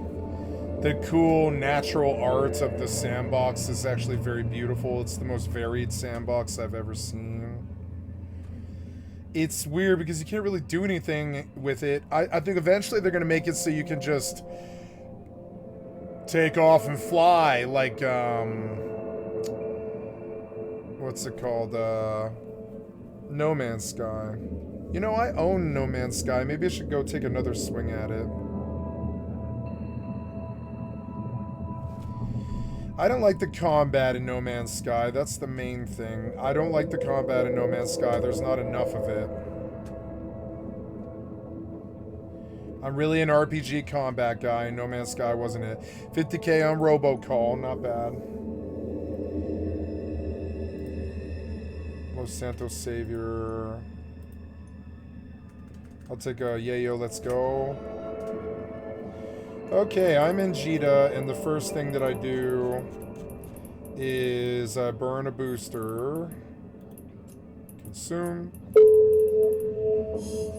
Got 2 large skill injectors I didn't sell, which is odd. I thought I put it at a good price, but maybe not. I guess not. I've got lots and lots of hypercores. 1.1, people have dropped the price now to 960. I will go to 960 if that's what the average is. Because I made a whole bunch of sales doing this. 960. Yep, is 120 hypernode. And it's still good money. It's still really genuinely good money. 960. Master at Arms. 96 million. I don't know. The average is going like 124. There's no open Master at Arms. That seems crazy. So why not just ask the 124 then? No one's selling Masters at all. Well, then I'm just going to ask for the full 124 and see if I can get it.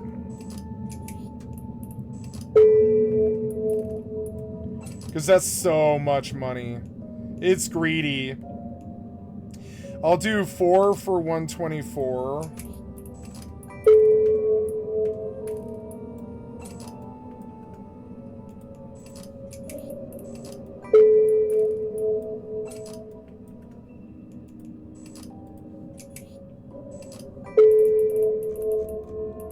And then I'll do 4 for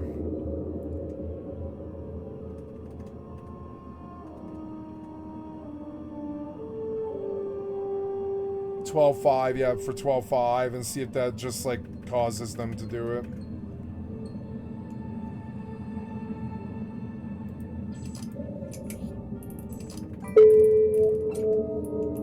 No! No, you put this away. Why? No, I'll never see them again. No, where'd you put these? Oh no, I put it in one of these. I don't know. I'll find it. I'll find it. View mode should be details. Details. Oh no, where was it? Where was it? I'll never see them again.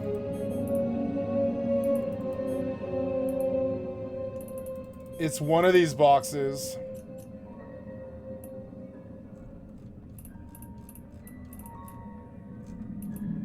Oh my god, which one is it? We'll just search them all, starting with skins. We know that it's on this page somewhere. Make this bigger and show me, yeah, establish price. And sort by that. God damn it. Skins. Sequencer stuff. Some of those went up, nice.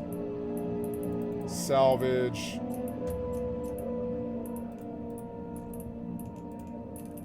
Or... Wait, or... Sorry, I took a little bit longer.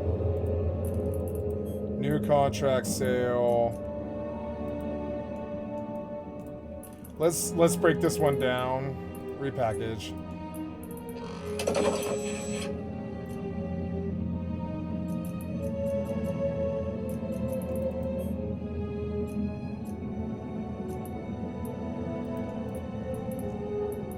Misk. That should be in skins. So, industry mats.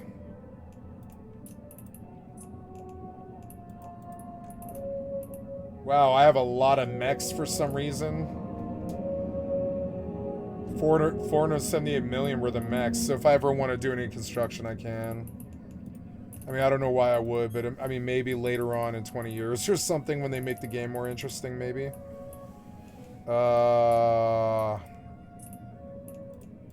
Where are my boosters?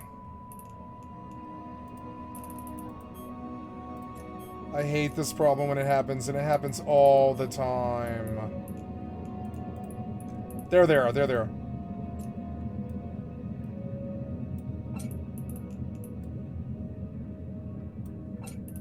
There we go. Okay, so I used a booster, did I? Oh, I've got to move Starfield or I'll lose it. So, cool, yeah, get up. Ooh, 40k on Yayo, let's go. We're up like a lot. Goddamn, like 200k really quick. I got up 200k fucking right quick. I'll take Constant Brag.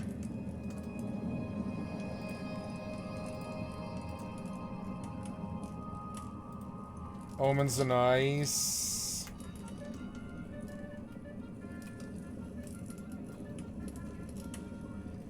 Oh yeah, so I have a whole bunch of... Please get out of my way. Gonna do a whole bunch of decoration with Misk. Sentient AI adapters, mech components, and hardware DNA samples. So I'm just gonna sell all that stuff because it's all money. Oh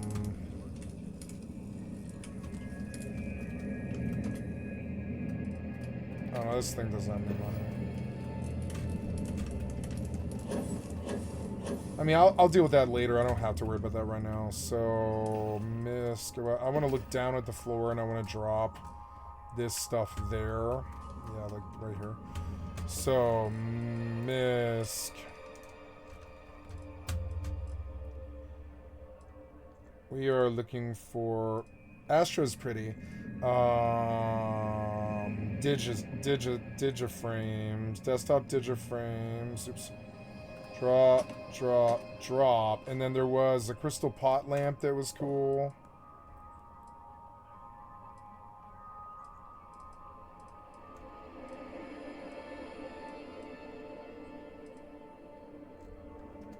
I should sell those, though. I will go sell those. Cool. Oh, look, the lamp is cool. So, let's go burr. What is it? It's like R and then move. And I want you to go somewhere cool. Like here. There. And then you, I want to move you to the gap in the digiframes. God damn it. To the gap in the digiframes. Get out of my way. Out of my way. Ah, you're so annoying.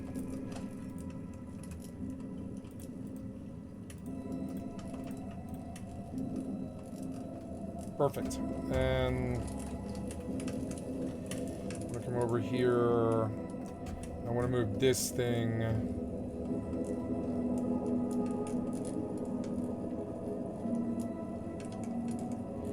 Look, I can park them all up and down this panel, which is kind of cool. And I'm gonna make a digiframe panel. I mean, the computers themselves do look cool. So I'll just do a line down that white, and then I'll put them all along this white table and stuff. But the digiframes are really cool little assets that are cool, and I wonder what a whole bunch of them are going to look like. Here's another desktop digiframe.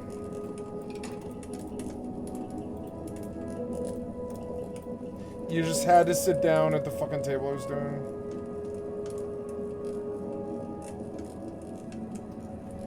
Yep, it is gonna look so cool, all these digiframes flashing on and off and stuff. It'll be like modern art or whatever. These are the tablets I steal from my enemies. These are the helmets that I steal from my enemies. These are the helmets and the tablets that I steal from the tablet brainrot generation. I'm just kidding. Yeah, so lots more helmets. Yeah, lots of... These are the heads of my enemies. Move, you. Go. Go. Please. Move. Please. You're like a fucking wall. You're so annoying. Please. Please, Samco.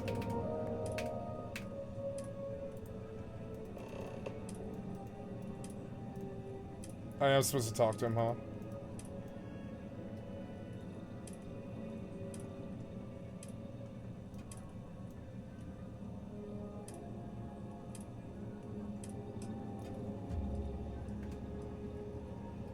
Get out of my way. Get out of my way.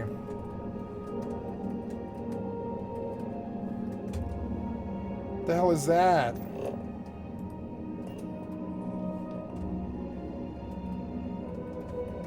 That's annoying. Oh, okay, there we go.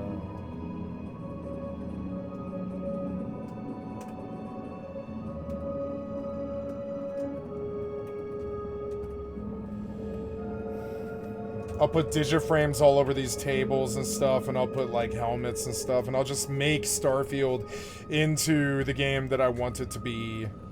Because it's like, you know, I know it's not toxic, and I know it's got a huge sandbox to it, and it, you know... And while it gets boring, there's other games to play if that's the case. You know, oh, Mud Dragon, damn it. Ah. Oh. You a bit on Crackerson, please. Lonely Stepbrother. I'll take Lonely Stepbrother. And then...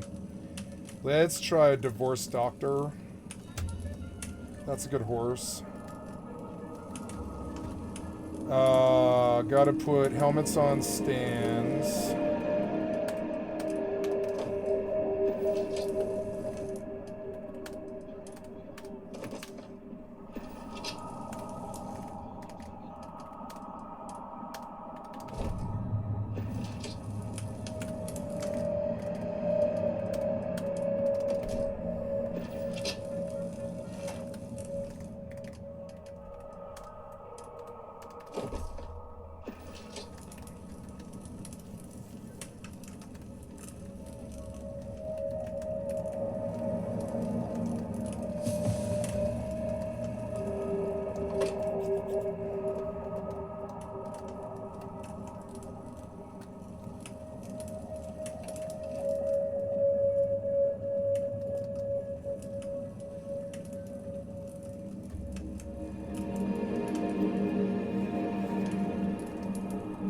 Digiframes are fucking awesome. So, yeah, I guess I'm at this place, huh? I want to sleep for 24 hours. What's my weight at? 675, not bad. Oh, I have a bunch of ailments, do I? Yeah, I probably do from that one place, yeah. So, we'll go sleep in the other bed.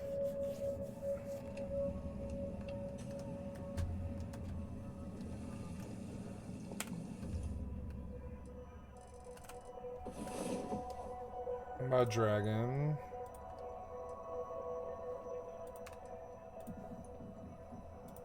Snatched your mama.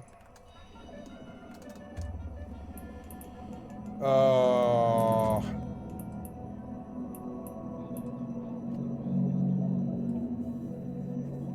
Oh yeah, I got starter's orders, didn't I? Starter's orders might be really good. I don't know though, I kind of doubt it.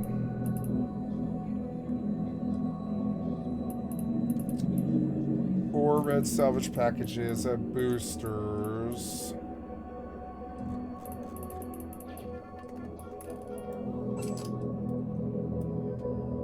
Time to go up. I'm gonna go up 72 million. 2 for 72.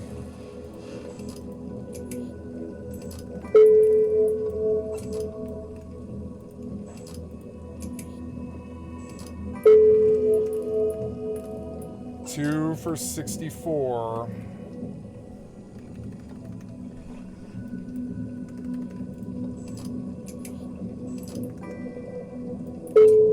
God damn it, you keep dragging stuff when you lag and I can't find it again. You're so annoying, you're so annoying. Is it here? I'm never gonna see them again. Where are they? Where are my Orbed salvage packages? Oh no. What'd you do, piece of shit? Oh my god. This is such a long list. No, this wasn't it. It was in one of these. There they are, there they are. Stop doing this. Wait, did you put it in the blueprint box? I think you did. God damn it, you're so annoying. Did you? You did. I think. No, yeah, you did. You put it in the blueprint box.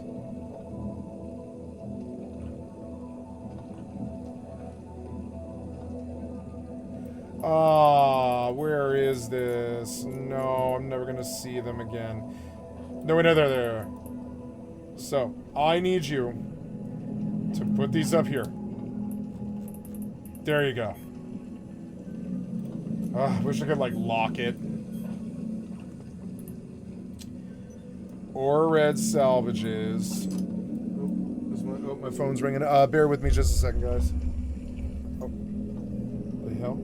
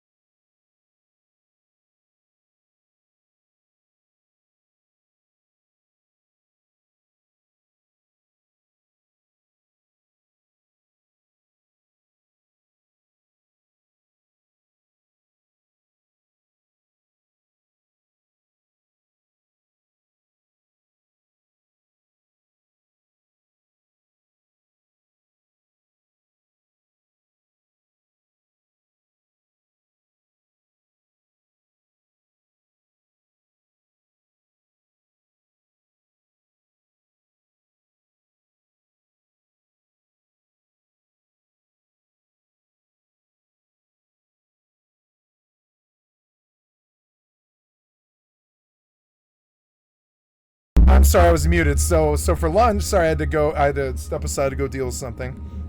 For lunch, I'm gonna have we grew eggplants this year, and so last night my mother baked a eggplant casserole, and it is really good, and I'm gonna have some for lunch, and it's gonna be amazing, and it's all fresh ingredients that we grew in the garden, except for the cheese, that comes from the dairy down the street. And yeah, it's just all fresh, straight from the garden, like picked on Saturday, picked on Friday, cooked on Saturday, and now it's Sunday, and I'm gonna eat it for lunch for the next 4 days. And I got the lion's share of it. She was like, "Here's lunch for the week," and I'm like, "Awesome!" And yeah, so I have eggplant parmesan for lunch today, which is to me a fucking delicacy. It's like a delicacy. I'm so excited for it. It's like lasagna or something. It's super fucking good, and it's healthy. It's healthier than lasagna. And it's fried, and it's good, and I mean, it's healthy. It's not that healthy. It's kind of fatty food, but it's still really good. Very healthy in terms of how food like that goes. Eggplant's good for you. Okay, we're all decontaminated and everything. My weight is acceptable. I'll go back out. Nice, I won 20k on Snatched Your Mama. Mud Dragon.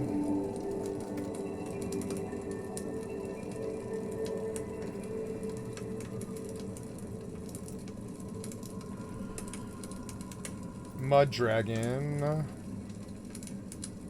Crackers and please.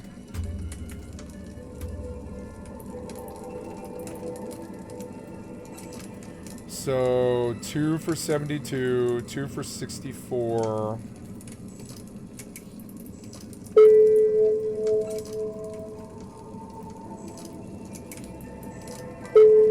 It will do 3 at 50, no, 48, yeah, 64, and we'll do 3 of 48 mil. Because I'm still happy with that price, and I want all of these to sell. Because it's good fucking free money, essentially. And again, if it appeals to their gambling instinct. Yep, 48 for like 3 of them or something.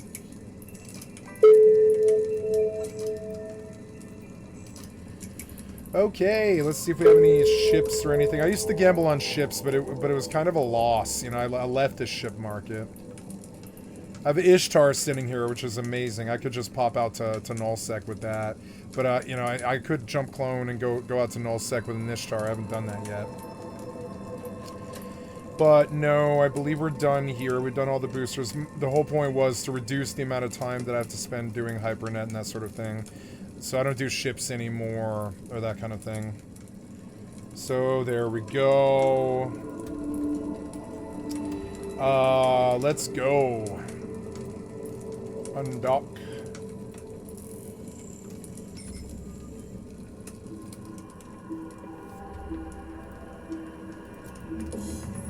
I'm up. Wow. Take a hot and I don't know. I'll take a pretty as a pistol, actually. Next, Expanded Lodge. I'm a big fan of mods by Checker90. They always seem to be adding to existing locations, and this new mod is no exception. The Lodge. Next, Red Mile Blackjack. Let's stay with the fun theme by visiting Red Mile. Now we have a free and immersive way to play actual games at the Red Mile. Red Mile Blackjack tables by Downfall Nemesis is available on Creations and Nexus mods. Thanks to Downfall Nemesis, you can play a real blackjack game at the Red Mile and bet varying amounts of credits. You can see the cards that are dealt and eggplant parmesan, I can smell it. I'll be right back. This is quite a milestone for Starfield, and I applaud NEM for their work. Note that since I recorded this footage, NEM has continued to make improvements. You can even build this table at your ship or outpost, and apparently a NPC dealer is on the way. Congratulations on this amazing mod, Downfall Nemesis. Next, change the way you see takeoffs and landings. The vanilla way ships take off and land has been a point of contention for some Starfield players. Modder Laurent Kiar has added new features to Starfield engine fixes that give players new options. Starfield engine fixes by Laurent Kiar is available on Nexus mods. Yeah, I'm not doing New that. features allow players to disable the takeoff and landing cameras. If you're watching in first person, you'll stay in first person. The same is true for third person. You can enable these features.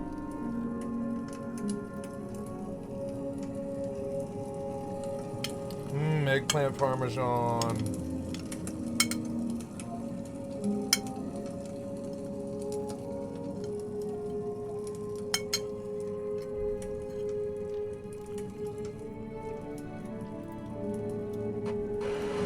Wow.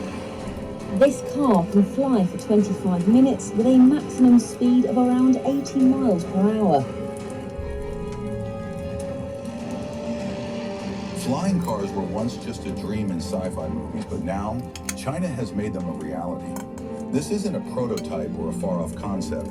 It's a real working machine, and the world is watching. China wants to develop what it calls low-altitude economy, making money from small aircraft and delivery drones. But with its cutting-edge specs and surprising affordability, will it actually take off? Can cities handle skies buzzing with cars? Or will this groundbreaking invention face unexpected hurdles?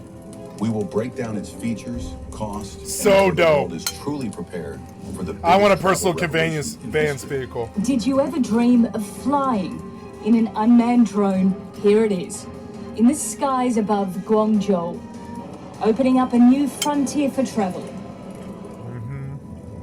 Xpeng's flying revolution. Crowded cities, packed roads, smoggy air. That's just a normal weekday. But what if escaping all of that was as easy as pushing a button and flying up into clean air? In the middle of all this chaos, a company from China is trying something bold. They are not just talking about flying cars like it's some sci-fi dream. They are building them. No, they're gonna And do one it. of their biggest breakthroughs is the Xpeng X2. It looks like something from a future we thought would take another 50 years to get to, but it's already here. The Xpeng X2 is what is known as an eVTOL, which means it's an electric aircraft that can take off and land vertically. You don't need an airport. You don't even need a road. It goes straight up, then fly. Wow. It's made by Xpeng Aero HT, which is the flying tech branch of the Chinese electric car company Xpeng. This group is based in Guangzhou, in the Guangdong province of China.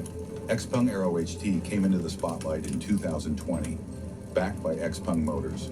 Their mission is to make electric flying vehicles for something called Advanced Air Mobility, or AAM. It's very good that Xpeng also has chosen to go for zero-emission mobility. So we need to rethink all waste from transport. And this is definitely one of the options that we can see. In simple terms, they want to change how people move in cities. In July 2021, they showed off the 5th generation flying car. It happened at a public event in Shanghai. And let's just say, a lot of heads turned. Some had never seen anything like it before. Sleek, quiet, clean. It didn't roll up with an engine rumble. It floated into the spotlight. Now let's break it down. The Xpeng X2 looks more like a giant drone than what you would call a car. It holds 2 people and still has enough space for a couple of bags. It was first launched under the name Voyager 2. Its design is smooth and shaped like a teardrop, which helps it cut through the air better. It's not just about looking cool. Wow, That shape it actually doesn't really improves flight need that efficiency much. and reduces drag. It doesn't really need that much like engine tech, because all it has to do is spin those propellers off a battery, which it can do really, really easily. Wow. Which saves energy. The full size of the X2 is pretty surprising. It is 16.97 feet long, 16.81 feet wide, and 4.47 feet high. That's similar to a mid-sized car you would see parked on the street, but it weighs about 680 kilograms. The maximum load it can carry is 160 kilograms. That includes the weight of the passengers and anything they bring on board. What really helps the X2 stay light is the way it's made. The inside frame is built from aeronautical aluminum, the same material used in airplanes.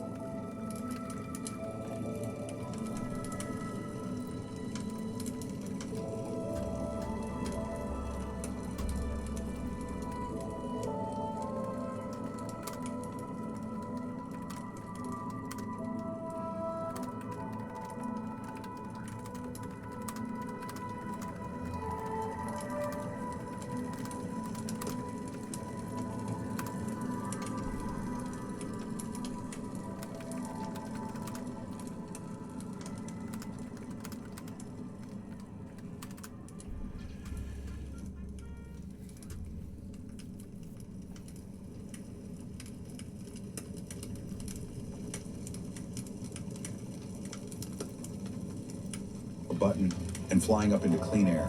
In the middle of all this chaos, a company from China is trying something bold. They are not just talking about flying cars like it's some sci-fi dream. They are building them and land vertically. You don't need an... It's made by...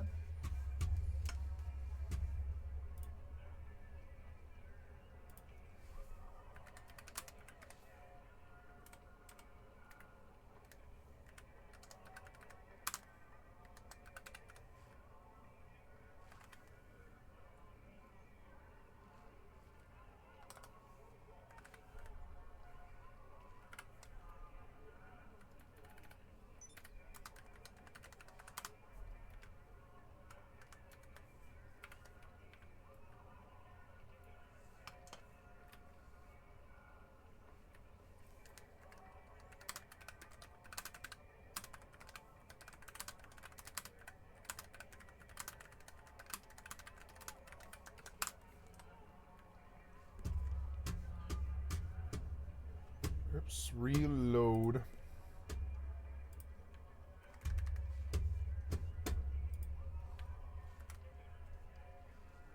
Parked on the street, but it weighs about 680 kilograms. The maximum load it can carry is 160 kilograms.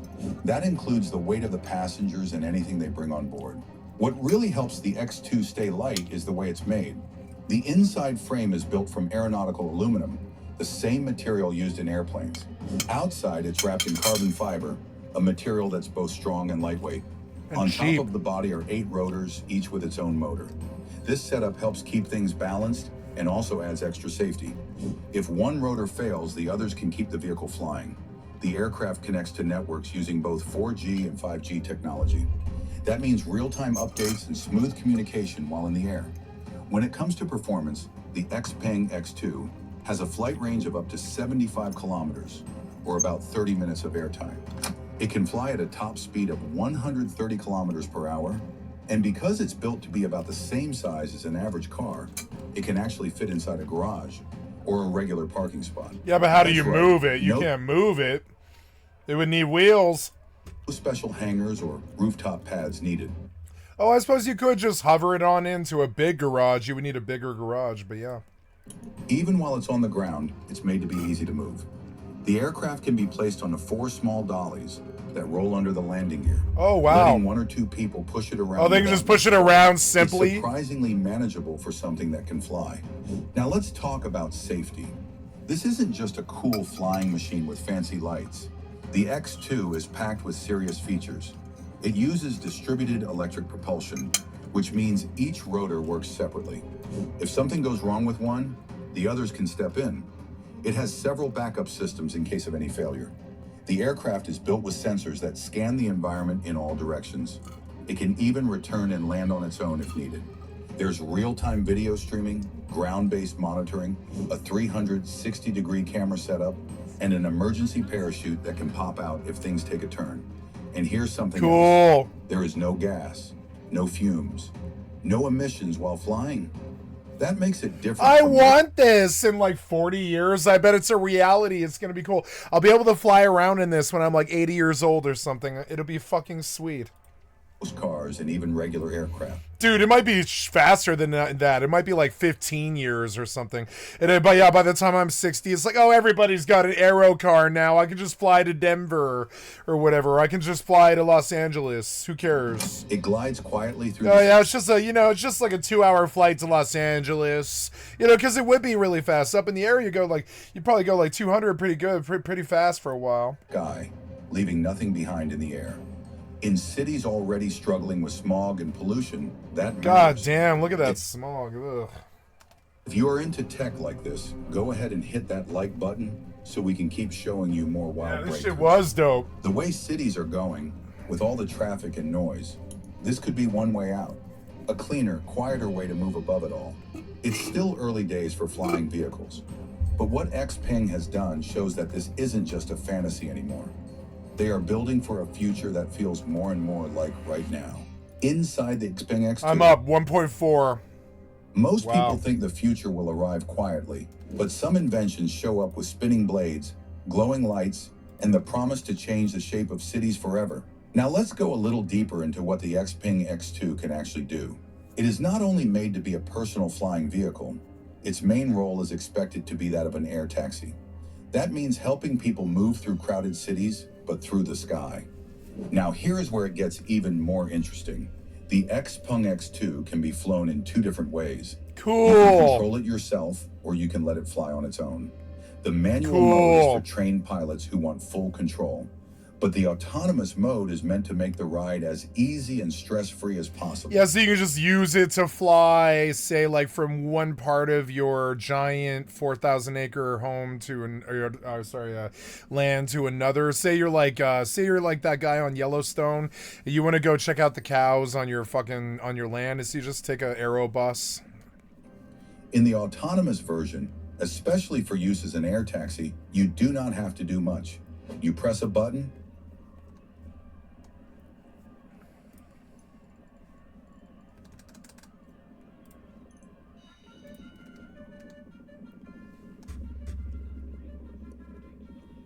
Oops.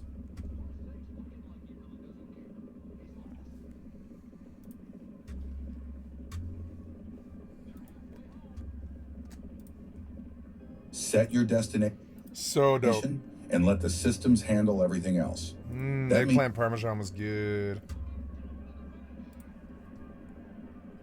I bought 2.5 acres of shitty high desert land, and then I built this shitty homestead that I really like. I've told my story probably 800 times, because I've got about 800 videos, and I'm going to try to tell it just a little bit different this time. I broke my foot yesterday. These are called your tarsals. There's 7 of them. And that's why I'm able to still hobble along on it without too much pain, but there's definitely a fracture in there. Therefore, I'm going to mob around in my underwear today.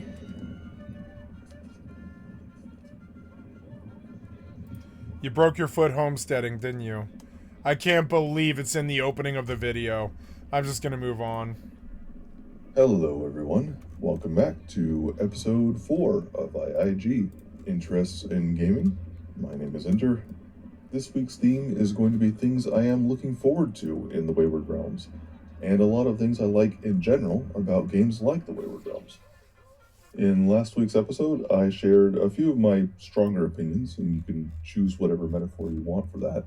Things like taking off the gloves, or letting my hair down, or laying my cards on the table, or allowing some slack in the reins. Whatever metaphor you like. I cut loose a little bit. You have to sometimes. I am a somewhat older gentleman, as much as I hate to admit that, and video games have been a part of most of my life. And when I talk about video games throughout this podcast, you have to understand that we are dealing with a person who has several decades worth of expectations and disappointments. And sometimes those things just need a little bit of venting. I am a skeptical person. I very much wanted a career in the sciences, where skepticism and scrutiny and cross-analysis are very much the order of the day. And instead I ended up with a short-lived career in electronics, where the worst I ever had to worry about was being able to recreate the problem for troubleshooting purposes. But the fact remains that I am a skeptical person by habit, and I am a pessimistic person by nature. It takes a lot for me to be excited about something, and I am excited about the Wayward Realms. It also takes a lot for me to be positive about something. So yeah, Wayward Realms has good hype, and I really like it, and I like the Wayward Realms. I just don't like everything about the Wayward Realms. Nope.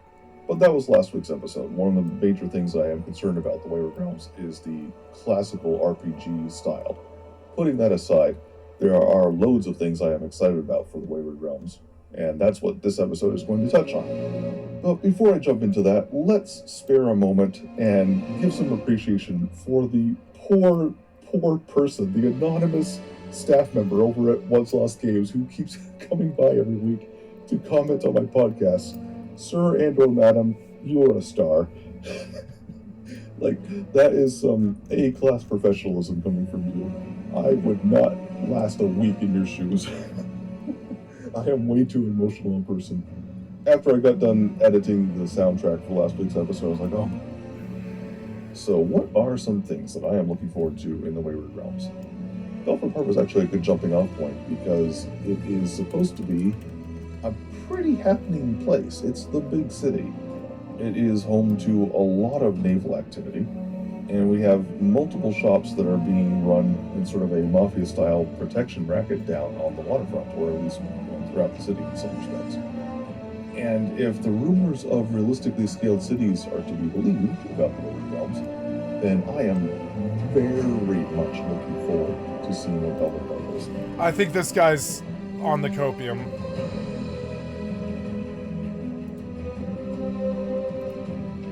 How do you start farming without any money? And how much does it really cost to start a small organic farm? These are two of the most important and pressing questions that I get asked a lot by aspiring growers. And although there's not a precise single answer, because it's really context related, depending on, if you own land from family, if you're in, a certain part of the States, in Canada, Europe, it's really context related. But in this video, what I want to share with you is some insights, principles, and some real world numbers and budgets that can help you find your answer on these questions. Firstly, I'll just start off by saying that starting an organic farm, it's not just about moving to the countryside and being your own boss. Although that's a really high privilege and working outside every day, starting an organic farm is an adventure. It's about starting also a business. It's about numbers, it's about strategies, it's about management. It's certainly about growing crops, especially if it's a vegetable operation like the one we'll be talking about today. But there's a lot of details that come into play, and understanding what you're getting into and how to go about it best is really, that was really a faster important. mod load. Secondly, contrary to popular belief, you don't need lots of land, $1 million investment, or even heavy machinery to start a farm. Like what we've been doing on our farm here for the last 20 years is proving the exact opposite. On a small piece of land, we're talking about 2 acres, farming without any machinery and not having to go in debt to start the farm is how we've made it. And that's how we've been farming for all these years, and that's how I've been training thousands of growers from all over the world to use this exact blueprint to start their farm.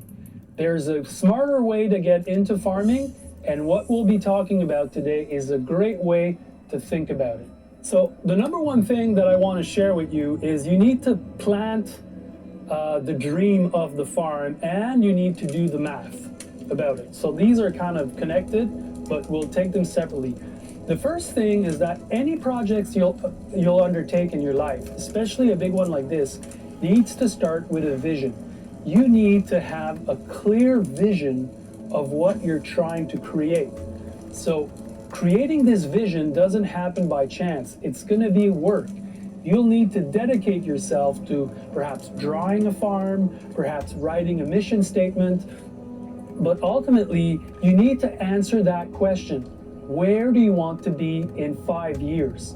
And what does it look like? How does that feel? What's the detail of that vision? Are you growing vegetables? Are you growing 2, 3, 4, 5, 6, 10 vegetables?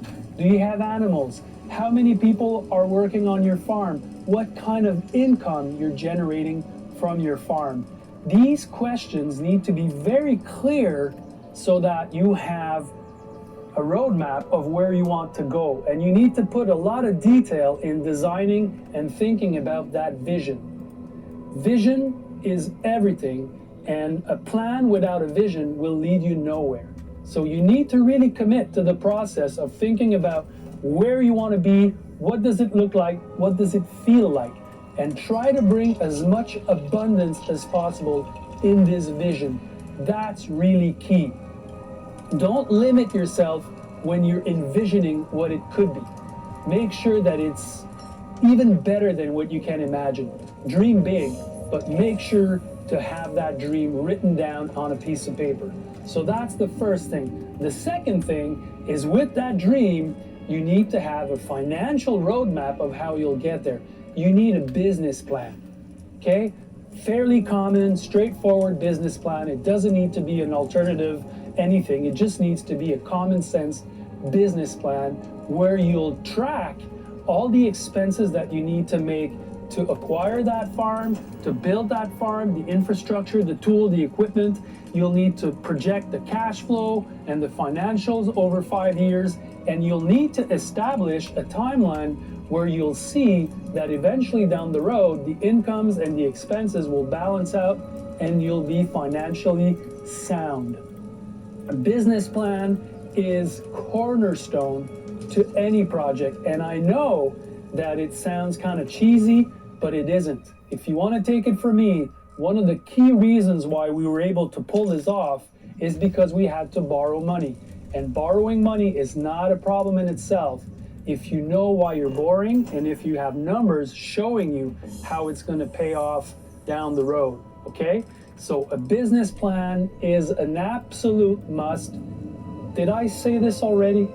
But I can't re-say it enough. Can you You stack need to have these? a good business plan, and if you need help at the Market Garden you can. Institute, Never we have mind, a really wow. good resource for you. I was where gonna do we that. share with you different budgets of different farms at different scales and different areas, and that budget is a great leeway into understanding the numbers of small-scale farming. It's going to give you example. It's going to connect the vision to a case study. And having a case study is also very important because it exemplifies where you want to go. Mimicking is a great way to get somewhere also. So take advantage of that. But regardless of if you take this proposition to download this cheat sheet, make sure that you have A, clear vision, Could you and get the B, fuck out of my way, please? a business plan with a budget timeline tied to it. Because the road to farming is going to be filled with obstacles, you need to be clear on your why. Okay, so that's really important. If you're new to understanding your why, you can always look the work that Simon Sinek has done. 80K divorce doctor. Pretty powerful thing that he talks about, but that's exactly what Believe we me, did. baby, I'm at When we got into 1.5. farming, it was very clear why we were getting into farming. First of all, I'm at we wanted to 2.2 mil. raise our children in the countryside. We wanted to work outdoors. It's like a mud dragon. We wanted to be our own boss. We wanted to service our community, and we wanted to do anything that was related to ecology. Okay, because we come from an ecology background and we're very disturbed by how the world is going right now, and it's been going since we left university. So my wife and I, the project of a farm was all embedded in that, and it was very clear to us. We even wrote it down in a mission statement, and I'm encouraging you to do exactly just that. Write down the why of why you want to start a farm. Make sure that it's neatly written down, it's open-ended, it doesn't have any constraints or limit, and again, it's full of positive expressions. Later on in our farming career, we also added another aspect to our why. We also wanted to make it financially. We wanted to send our kids at university, like me and my wife had the opportunity to. We wanted to have retirement money. You don't sound and like we it. wanted to take our winters off to go surfing and vacationing. That was the reason why we got into farming. Your reasons will be yours. They'll be different than mine, but just like as it's important to write your vision down, to draw it, writing your mission and why you're doing what you're doing is important. And the reason why it's important, because again, there'll be obstacles along the way. It's not going to be an easy road to start and generate a profitable small farm. So you'll need to really make sure that you reconnect with that every year. You need to revisit your mission and reconnect with your why to make sure that you're still in it, that it's still something that's vibrating inside of you. You'll need that energy, and your commitment to the hardship of creating this project will be fueled by that. So that's really important, and I'm inviting you to take the time to pause and to write that mission statement. If you've been farming for a few years and you haven't revisited that, do it. It probably needs to be actualized. Why are you doing what you're doing? Why do you want to get into a small farm? And where do you want to be in 5 years? So we're starting with that bigger picture, and that's really, really important. Take it from me. Another biggie is gaining knowledge. If the world falls apart, I will crash course farming for weeks, and I will, you know, and I'll figure out some way to do that. I bought a book. I bought this book. I've never shown this on stream, but.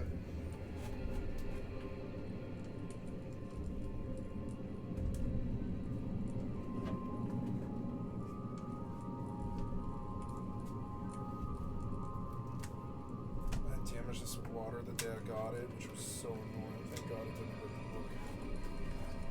Yeah, the book took a little bit of water damage, which is unfortunate, but it's such a really big, thick book. I bought this book called Household Discoveries that we discovered on the stream. I'll put it on big face.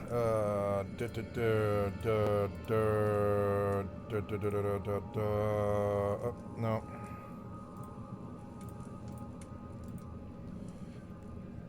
So, Household Discoveries by Sydney Morse, and it's like an encyclopedia of practical recipes and processes.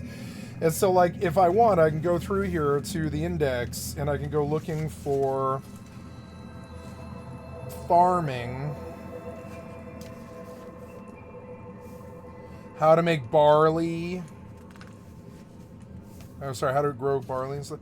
C, D, E. There's a lot of really good stuff in here.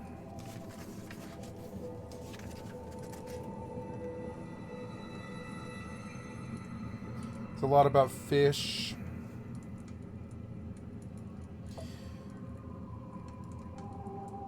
So there's a lot of cooking and stuff in here, but there's not a lot about farming. I should probably buy like a homestead farming guide, or how to be a homestead farmer or whatever.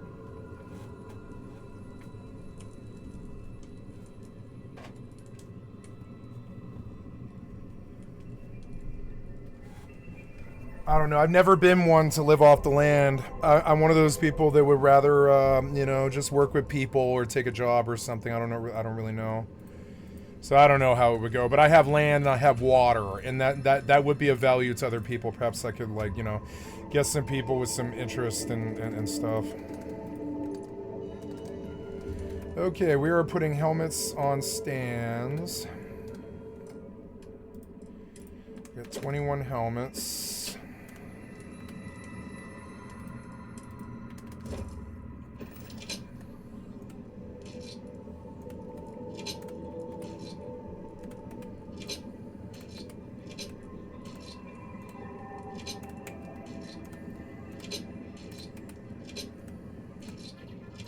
Samco, do you really need to do fucking push-ups right in where I'm fucking working? You're so fucking annoying.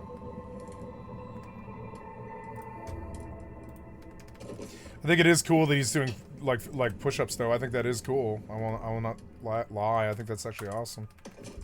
But I mean, right there though, right the fuck there. Whatever.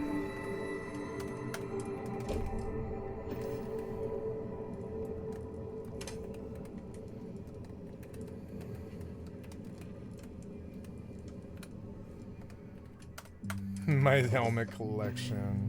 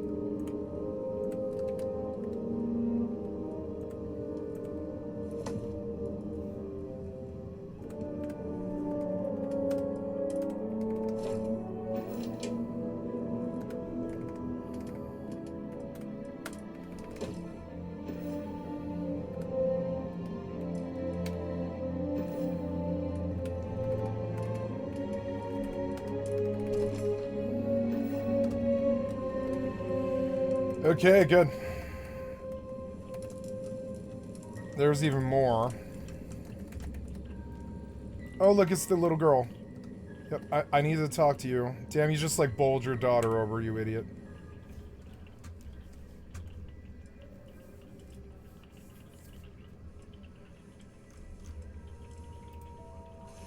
It's raining. Well, I'm glad I walked 5 miles at the beginning of the day rather than saving it for 12 or 1. Because they didn't say it was going to rain today.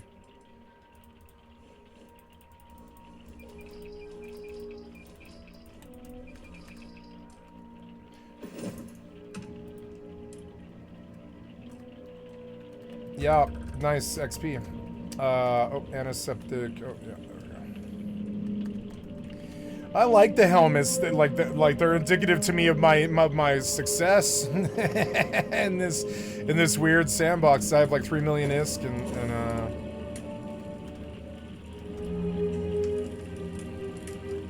they're doing a new DLC and they definitely might add some interesting stuff. It's raining hard. Nice.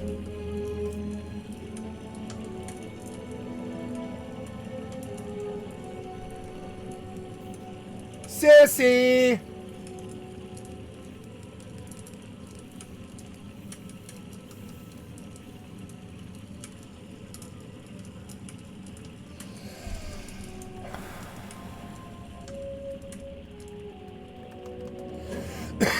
Beautiful. Look at the orange planet.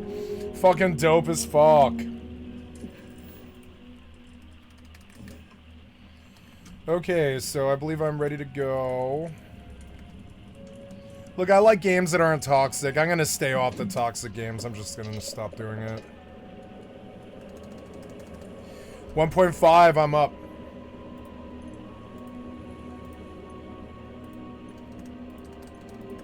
Try to bleep me, baby. Because when it hits, it pays.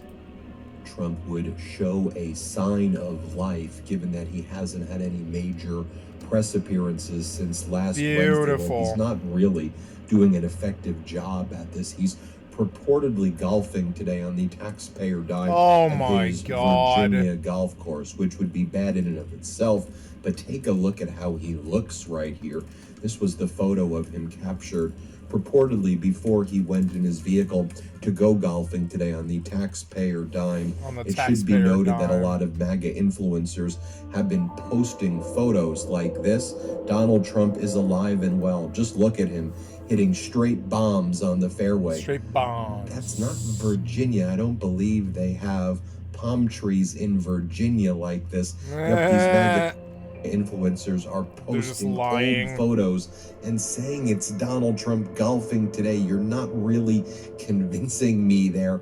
No. Oh, and when Donald Trump was traveling to his Virginia golf course, he was getting the middle finger by people who were giving him the 2-finger salute as he headed into his golf course. Yep, people are absolutely livid at Donald Trump and his despicable regime. The press pool reporters noted that Donald Trump was indeed getting the middle finger as he went to golf for the day, purportedly. And again, look at him in the photo that was captured right there. Very, very sickly looking as well. Something is going on there, and I've done many videos of it. Go back this weekend. That's quite striking. The Trump regime's propagandists are claiming it's just because he shakes a lot of hands, and but they said it's not a big deal. It appears to be, and again, this is just an opinion, I'm not a doctor, some serious either cardiovascular, kidney, or liver issue based on medical professionals I've spoken to. But again, that's just an opinion right there. Now, while Donald Trump is getting the middle finger to his face and purportedly golfing on the taxpayer dime in Virginia, he is posting things like this on his social media platform. MAGA Republican Congressmember Andy Ogles is saying that Donald Trump needs the Nobel Peace Prize. I didn't know you could do that. So Donald Trump reposts breaking. Ogles, who's a MAGA Republican Congressmember, a loser, by the way, goes, Donald Trump for Nobel Peace Prize. And then Donald Trump previously posted the following QAnon image of himself The world will soon understand nothing can stop what is coming, to which Governor Newsom then posted a similar image mocking Donald Trump with the same QAnon logo in his hand. Look at Donald Trump's hand, by the way. You can see Q+, which is QAnon, a literal death cult. Yes, the President of the United States, and it pains me to say that, is making death cult QAnon posts because he knows his approval is sinking right now, and he's appealing to the most violent members of his cult. And of course, he has to invoke religion, because that's what all these MAGA fools do when they rip away people's rights, when they take away people's money. They use religion as a sword and a shield to try to cover for their dastardly, despicable, and vile conduct. Donald Trump posts the following: "Isn't it nice to have a president who is not ashamed to pray?" And then Donald Trump also posts that he fired all of the EPA members who wrote an open letter criticizing the head of the EPA, because, as you know, the head of the EPA, Lee Zeldin, is now saying that there is no such thing as climate change, and they intend to remove all of the studies that say that climate change is man-made and is a problem, so that corporations can do whatever the hell they want, and that all environmental regulations can be stripped, and we can live in a toxic wasteland where everybody dies of cancer and other ailments that we've known about for many, many decades and are trying to prevent. Now, Donald Trump has also been posting things like this. I'm not going to read this whole post for you, but it's basically Donald Trump whining and complaining that he goes, "I used at the White House the most beautiful marble and stone available anywhere for the Rose Garden." Okay, first off, for a garden, who uses marble and stone in a freaking garden? Then Donald Trump goes, 3 days ago, I noticed that there was a huge gash in the limestone. Then Donald Trump goes on to say, I looked at the videotape and it turns out that a subcontractor screwed up. Then Donald Trump says, now I'll have to replace the stone, charge the contractor, and never let the contractor work at the White House again. But how great is the video equipment? You're fired, America Great Again. contractor. I mean, you've published You're more fired information on the subcontractor than you have in terms of releasing the Epstein files. By the way, the Midas Touch Network will be showing what the victims have to say. The victims of Epstein and Ghislaine will be hosting that press conference on Wednesday. And this is what Donald Trump has done his entire life, where he doesn't pay contractors, he doesn't pay subcontractors, he screws the people over just like this, and he says, I'm not paying you, and by the way, you're the client. Maybe you should be overseeing the work of the subcontractor if you don't like it. Now, in terms of not paying people as well, former Congressmember Adam Kinzinger posted the following. So, Donald Trump put the National Guard on 29-day orders. Why does this matter? They don't pay full housing allowance and no health insurance until 30 days. What an abusive commander-in-chief. So, Trump, do you remember when we reported on the Midas Touch Network when Donald Trump deployed the National Guard to California, how they weren't given beds or pillows or insurance, and they didn't have any the of lamp that is putting off the prepared? green. We're seeing the same thing in Washington, D.C. Well, I want more of those Trump did lamps. The lamp is 29-day really orders cool. versus 30-day orders. So he's making the National Guard pick up the trash right there in D.C., and he's not those putting lamps them on a are full cool. The 30-day crystal, order so they can get the crystal their full pot benefits. lamp. Absolutely despicable right there. Now, in terms of other things that are absolutely despicable, and I got this from my research on Ground News, Trump wants to axe an affordable housing grant that's a lifeline for many rural communities. Take a look at this. And one of the things that I noted, because Ground News is the software I use that helps me understand, is the right wing reporting on this? Is the left wing reporting on this? Is the center reporting on this? Let's take a look. Trump wants to axe an affordable housing grant that's a lifeline for many rural communities. So this article focuses on someone by the name of Heather Colley. Heather Colley was making $18 I stand before you on Big Think as the first to stand. Kids, all my energy is delivered this way. So I asked the good folks, I was like, can I stand? Yeah, and here we are. So let's go on the journey together, on our feet. I feel in order to get to where you're going requires a reasonable amount of unreasonability. Not like, hey man, I'm gonna jump off a building and fly without the aid of a jetpack. That's unreasonable unreasonability. Reasonable amount is just like, you know, why not me? Hey kids, my name's Kevin Smith. Started in 1994 with a little motion picture named Clerks, and that's how people came to know me, was as a writer-director. Mallrats, Chasing Amy, Dogma, Jane, Silent Bob Strike Back, Jersey Girl, Cop Out, Red State, Tusk. The list goes on, kids. I've got 16 movies. I'm heading toward my 17th. So mostly my career, I've been a filmmaker, but somewhere along the line, I decided to just become myself for a living professionally. So my real title is Professional Kevin Smith.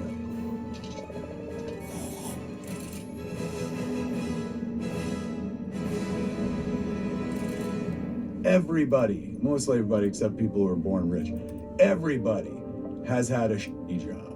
And that's what Clerks is about. Having a job you hate so much that you do anything else at the job to forget about the fact that you're there to work. This guy's going through all the eggs, look. This has been going on. Can't do it.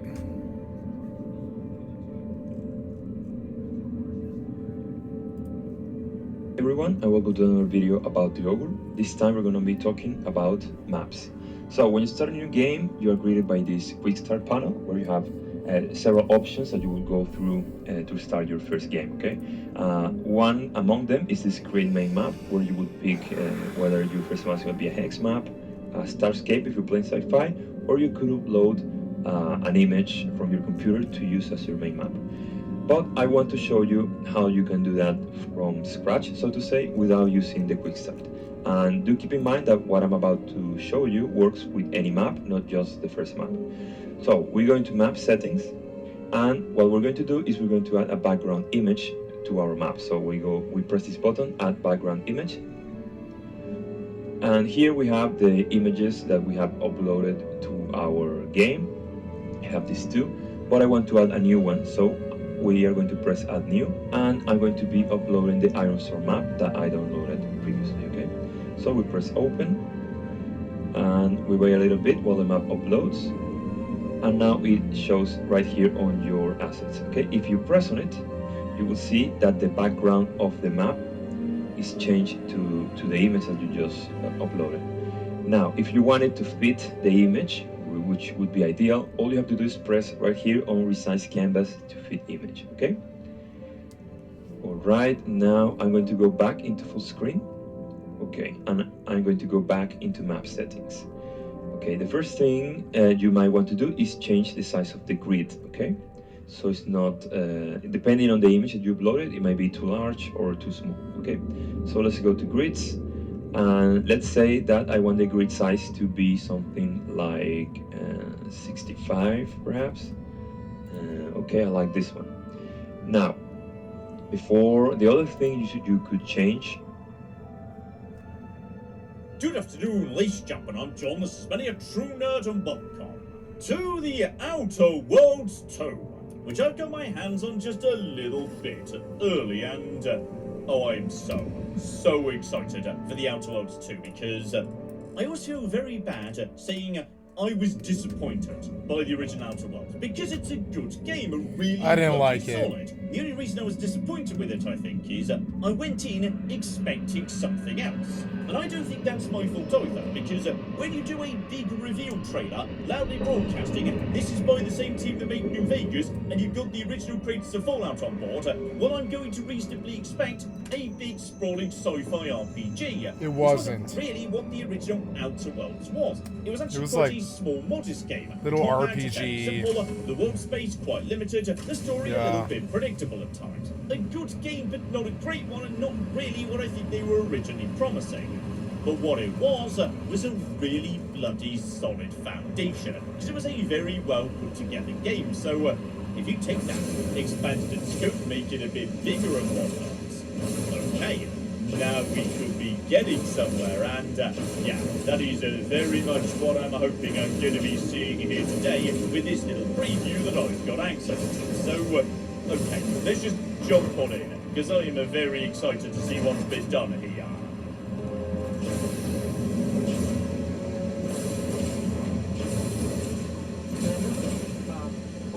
We've been hit by one of those space anomalies, and the piloting system is down. The astrogator's gears are shot. Get a hold of yourself. You're an Earth Director agent. Affirmative, Commander. What are the orders? Brace for impact. Unable to brace for impact.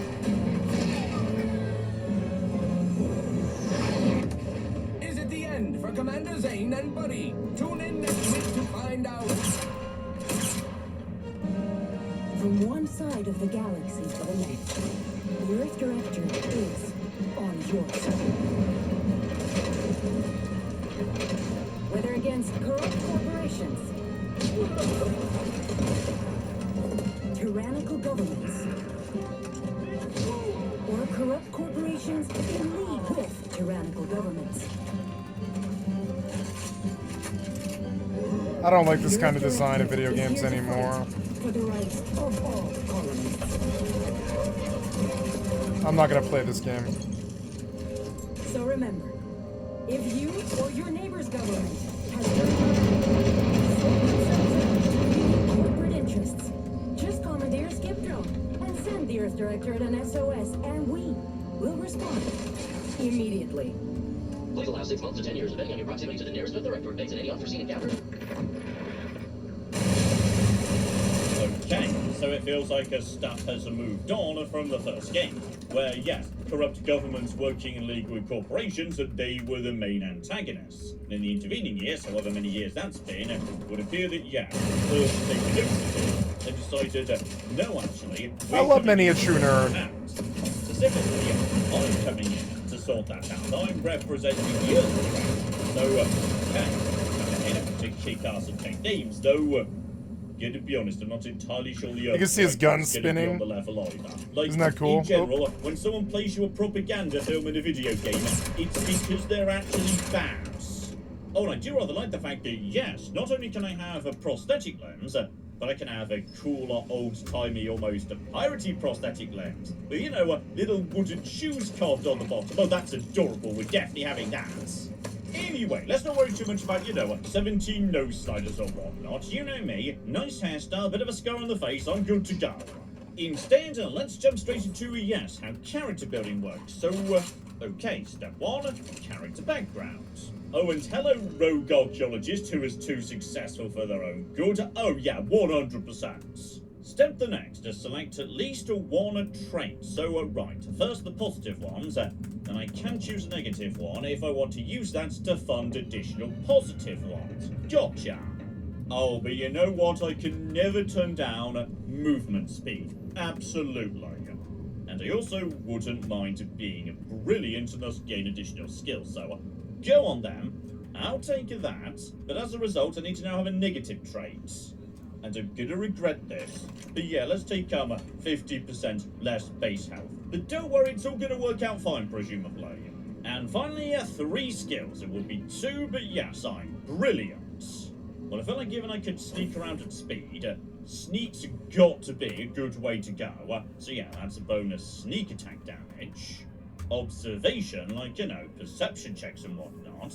But on top of that, weak spot damage, so sneak up behind someone, shoot him in the head. That's a sneak attack that's also a weak spot attack, presumably. Oh, that's gonna work fine.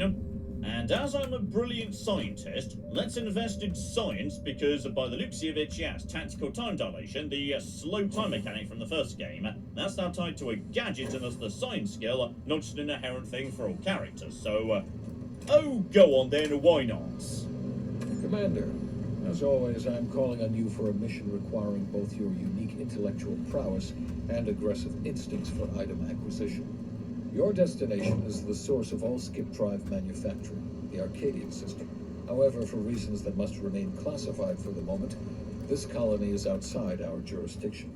We have recently discovered that the drives are somehow responsible for the dangerous rift anomalies, the tears in the fabric of space itself.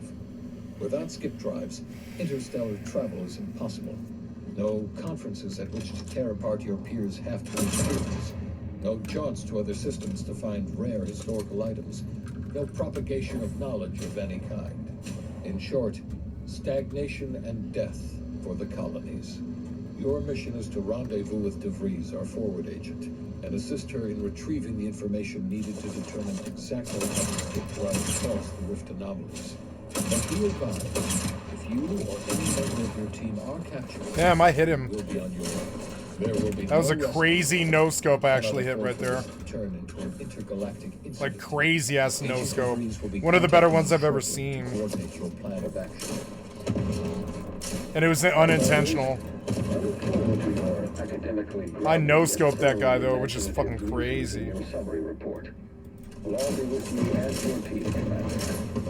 I like my robot fingers. I made a very good choice having tiny, skinny robot fingers. So here we go. I start off with a tactical time dilation gadget, but by looks of it, I might be able to swap that out for a different gadget if I want. So mine's slightly better than anyone else's thing. Beyond that, just a basic service pistol, which I'm guessing is terrible, and yet I might pick up throwables as time goes by. Gotcha. Oh, and hello, Sexing. Any chance I might hopefully have right, the ability to use either skills or traits. So if I picked Brawny or specialised in engineering, I could get this door open and help myself to something. But unfortunately, I can't do either. So is there any way to? Oh, is there any other way than maybe just sneak into that room? Regardless, I like how it's all red. Turns out there is. The whole room is red. Right, beyond that, after saying hello to my adorable robot friend here, yeah, the rest of the ship seems to be locked up for the time being, so, right, let's get a mission briefing. Commander, considering the danger and consequence of the mission we're about to undertake, I hope you'll forgive the lack of pleasantries. Arcadia is ruled by a dictatorship that calls itself the Protectorate. They are beyond secretive. However, it is their inability to even imagine that someone could infiltrate their system that has given us an advantage. One I've found a way to exploit spectacularly. As unbelievable as it may sound, once you make your way to my location in the Skip Labs, we will be liberating an unsealed skip core. I have no idea what that means, but oh, as a scientist apparently I do. They don't work if they're unsealed, and they'll explode if you try and open them. Exactly right. But that whole story about the explosive seals being necessary to complete the circuit so they'll function, well, it's a lie. The seals are just there to conceal the inner workings of the drive so no one else can duplicate them. Examining an unsealed one will be invaluable in helping our lab coats figure out how they caused the rift. But you'll first need to make your way to the station proper from the landing pad. Okay. So basically, there's a bad thing happening in space. It's happening because of these science McGibbles. Go and get a science McGibble so we can prod it with a science stick, put it under a microscope, etc., etc. Got it! And I'm guessing, yes, it's not going to be quite as easy as just walking in. Our mission's timing is fortuitous. Most of the sector security was reassigned to the far side of the station in preparation for the imminent visit of their sovereign's family. They decommissioned several landing pads, including ours, to give them fewer points of entry to guard, giving us fewer chances to be intercepted. You'll just need to reroute power to open the door to the sector once you've landed. Once you gain access to the sector, you'll need to shut down. I like all the sci-fi stuff they did. Anyone to our presence. There is a lot of content in the game. And okay, by the looks of it, melee or hacking would be a very good way of dealing with combat mechs, but maybe, just maybe, I could spot a back way to sneak around. If that's true, you may very well find a way to shut them down before they even know you're there, which would be the smart play. They're relentless and well-armored. I've managed to leave caches of tools and intel for you throughout the sector. I'd take advantage of all of them, were I you. This may sound simple, but I cannot stress this enough. Do not underestimate the danger we face. Come on, Agent. Haven't you heard? We're the best and brightest. We infiltrate corrupt governments before breakfast most days. Do you think this is some kind of joke? The Protectorate are the worst of the worst and will not hesitate to string you up at your caught, if you're lucky. They think nothing of regularly chemically lobotomizing their own subjects for even the slightest error. Your life isn't the only one at risk here. I feel like there may be a risk that, yes, my team has fallen for our own nation's propaganda. Alright, so we know what we're doing and we know how to do it. A lot of sneaking about and not being spotted might be just the flipping thing. So, okay, I feel like my character's ready to get this done. Oh, I've got to say though, I'm not 100% convinced by our ship, like from the outside. It's very asymmetrical. I don't like an asymmetrical spaceship. Spaceship should be nice and symmetrical, damn it. So okay, just trying to figure out a way to break it in. If need be, yeah, you'll be a bad person, potentially need to shoot you later, that's all absolutely fine. One, second, down, and okay, tragically, despite the amount of floaty stuff around here, we're not at 0G, so I can't just float over the top. We still need to find a way to get this McGibble down or whatnot. Commander, Avar and I will secure the building down here, while you're upstairs restoring power to the door. Right, get upstairs, restore power. It's not a case of lonk, it's a case of power. Alright, so mosey around, don't forget to do a little bit of looting. Embiggening antiseptic, lovely. So okay, in order to make this work, I need a power fuse. I don't see another way of doing this, and that's just around. That is exaltational lung sanitizer. Need a flipping, wow. That's a mechanist badge, which maybe will help me, get into somewhere where I can get a power fuse. Never mind, get a power fuse right there. The badge might still be useful though, so shove a McGibble into McGibble, lovely. So I'm a tiny bit concerned, right. The electrical system misfired somehow. Security's been triggered. This needs to be dealt with quickly. We now have, yes, some slight issues with robots. And, oh, are you a robot, by the way? You like a problem? You don't seem to be attacking me right now. That's because, oh, hang on, I've got that mechanist badge. I think he thinks I'm a friend, because I'm carrying the correct ID. So I'm just going to put my gun away, see if maybe, just a maybe, I can walk straight past them. I wager we could use the intercom to call for help, Commander. Must be a guard around here somewhere who can shut the mechs down. Screen's broken, so should be nothing to pass yourself off as one of their own. Right, so yeah, that badge might also be helpful in persuading someone on the radio if I read out the number on it. Now, time to try fooling someone when, yes, unfortunately, charisma, speech, etc. Not really my thing. Cadet Warden 4th Class Corbin receiving. Previous day in the Protectorate. Okay, sir. Wait a moment. You're calling from landing pad 0. You will not let me use my power. That's listed as decommissioned. And yet the defenses have come online. Please be so kind as to inform me of your name and ID so that I may report you to this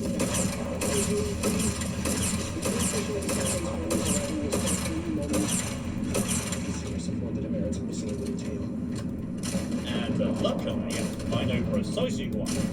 I'm Mowry, subject number 831, and I need the security shut down. Now I understand.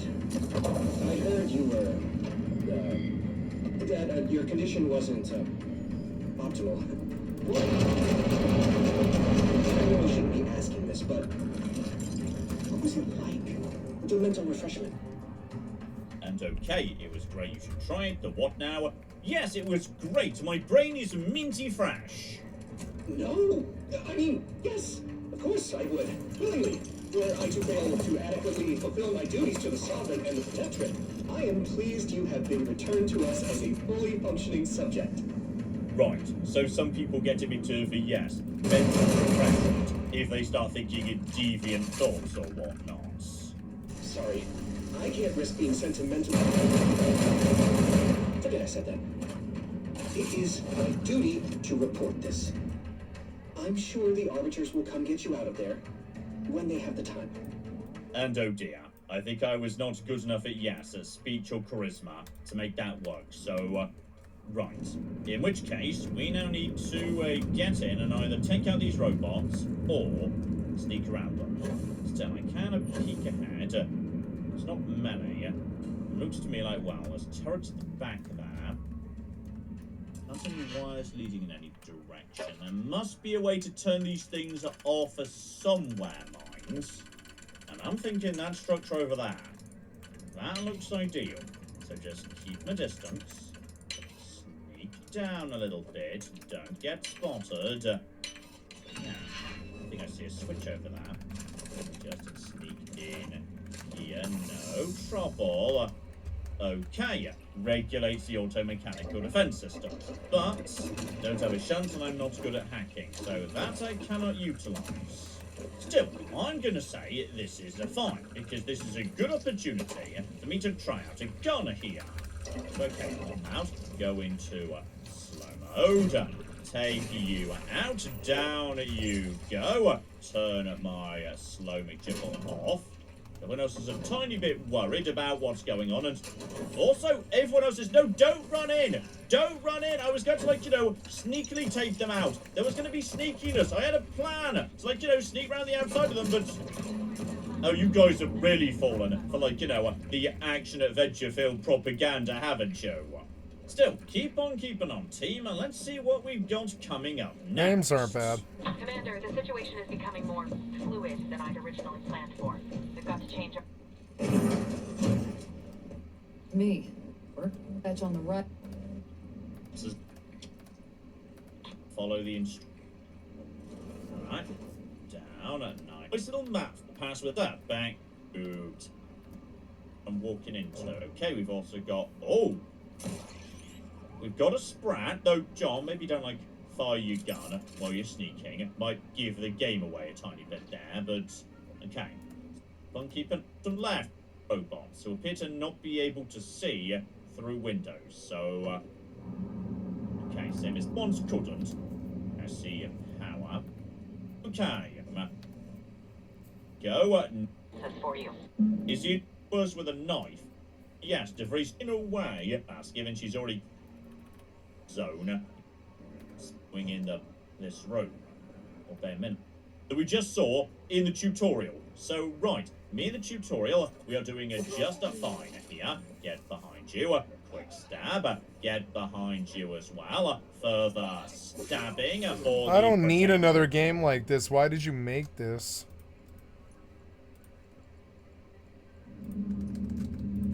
Oh, it's so harmful what I just said. I'm just being honest. I don't need this. I really don't. I don't need this. Skyrim.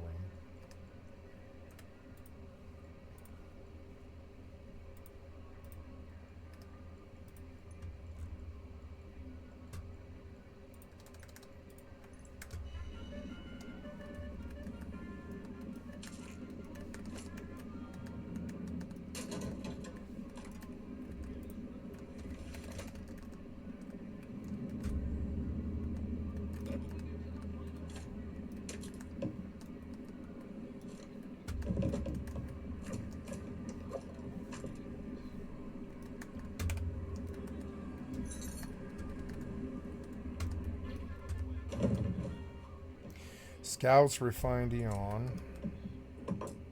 Ooh, magazine. Increases weapon damage at night by 5%. Huge. Fucking huge. 5% damage just overall. Half the day. That's so good. God damn, I love getting magazines. Fuck yeah.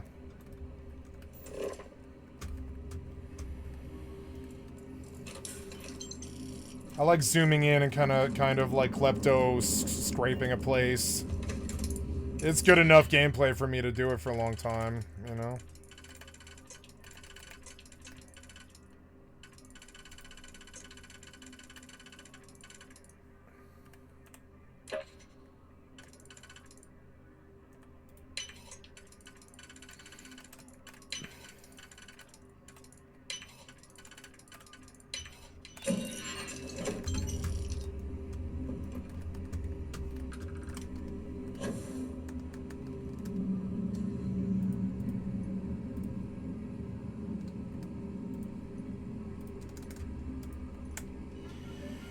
Gonna go do ammunition mission. I'm gonna do a real save too. There we go.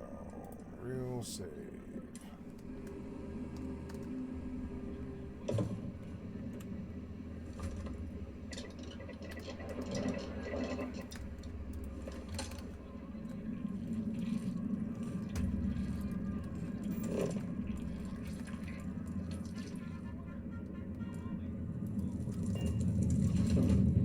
I won 20k salt and sauce.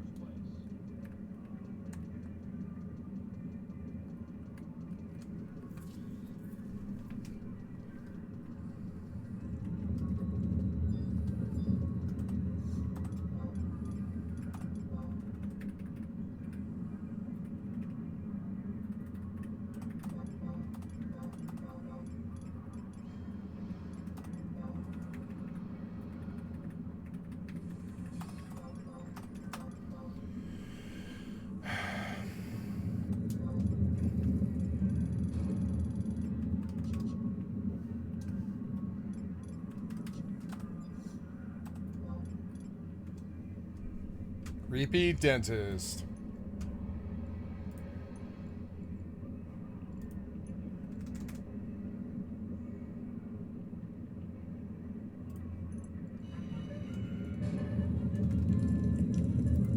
Trooper, okay. I do enjoy just, you know, sneaking around, stabbing people in the back, killing them in one hit. It's one of my favourite things to do in a video game, yes. Really? But yeah, just watch out a bit here.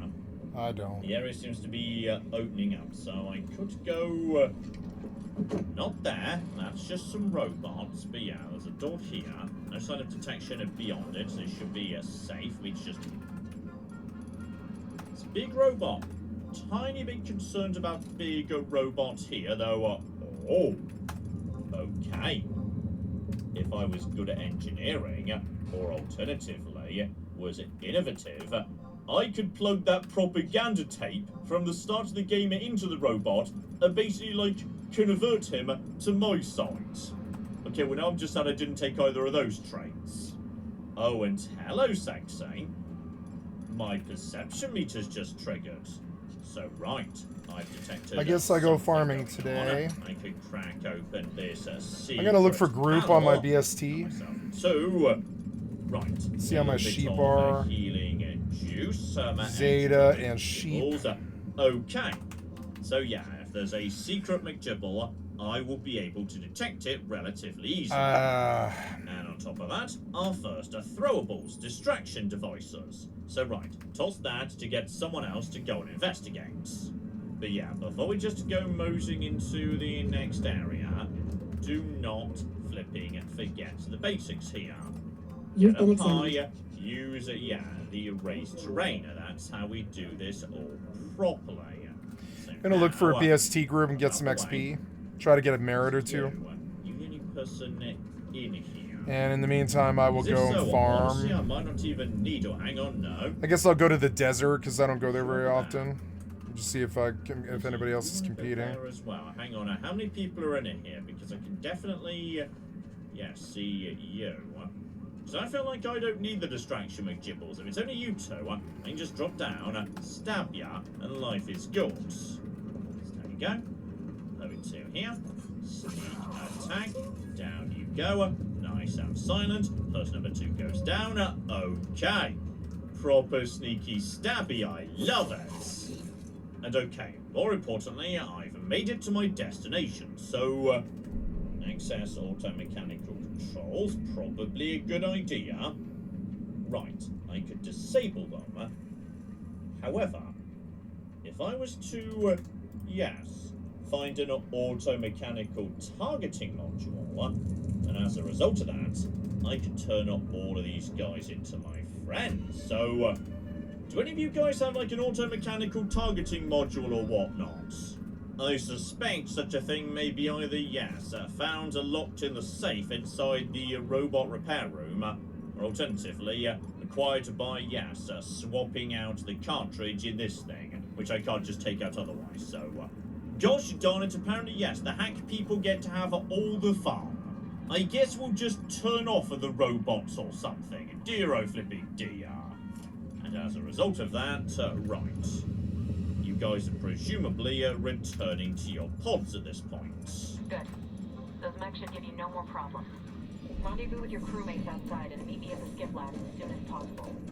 Oh, I'm deeply concerned that, yes, the game's just given me a free health top-up. So, right. My health was already good. That makes me suspicious that something bad is waiting for me outside, because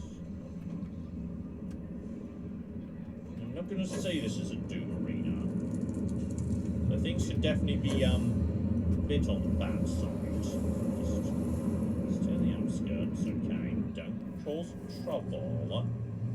Keep on keeping on. There's no robots yet, but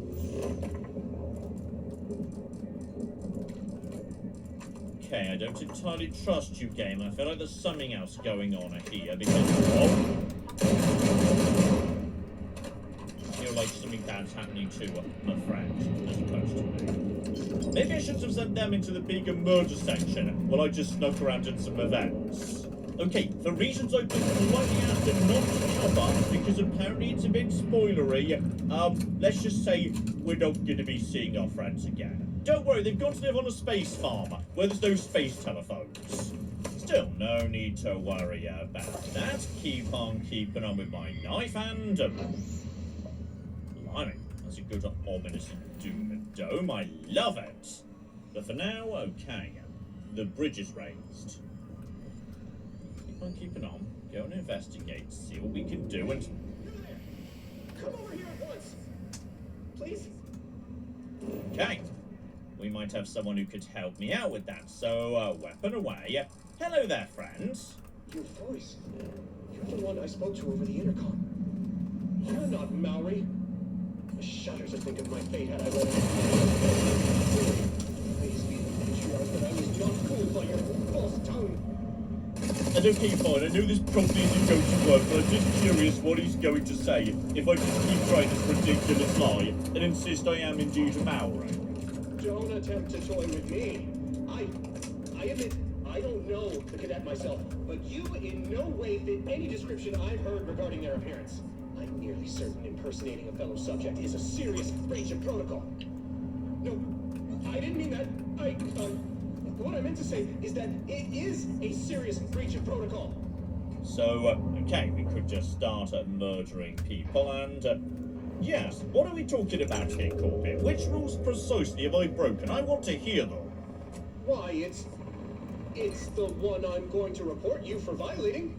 And oh dear, it would appear, Corbin, that you don't understand the articles of doctrine either. So, we're basically both as guilty as each other. What? How did you know? I mean, that's preposterous. I can recite all. I mean, most of them. The important ones. That doesn't prove. I suppose it's past time for me to own up to my inadequacies. I do seem to be unable to discern the logic of our infallible protocols. Ship landed here, I guess. For them to come and take me away. It is over for me. I need accepted. Oh yeah, a ship did land here. Nice. Let's go to that then. Still a loyal subject, even if no one else does. Okay, so this society is, yes, got a bit of a number of people inside it, and look at that. You're terrified of the, yes, the whole mental refreshment thing, and you'd also willingly submit to it. Because I'm, not very well myself, I could point out he doesn't seem to be doing great, but no. Let's dig into this mental refreshment. What matter is it if I go willingly or not?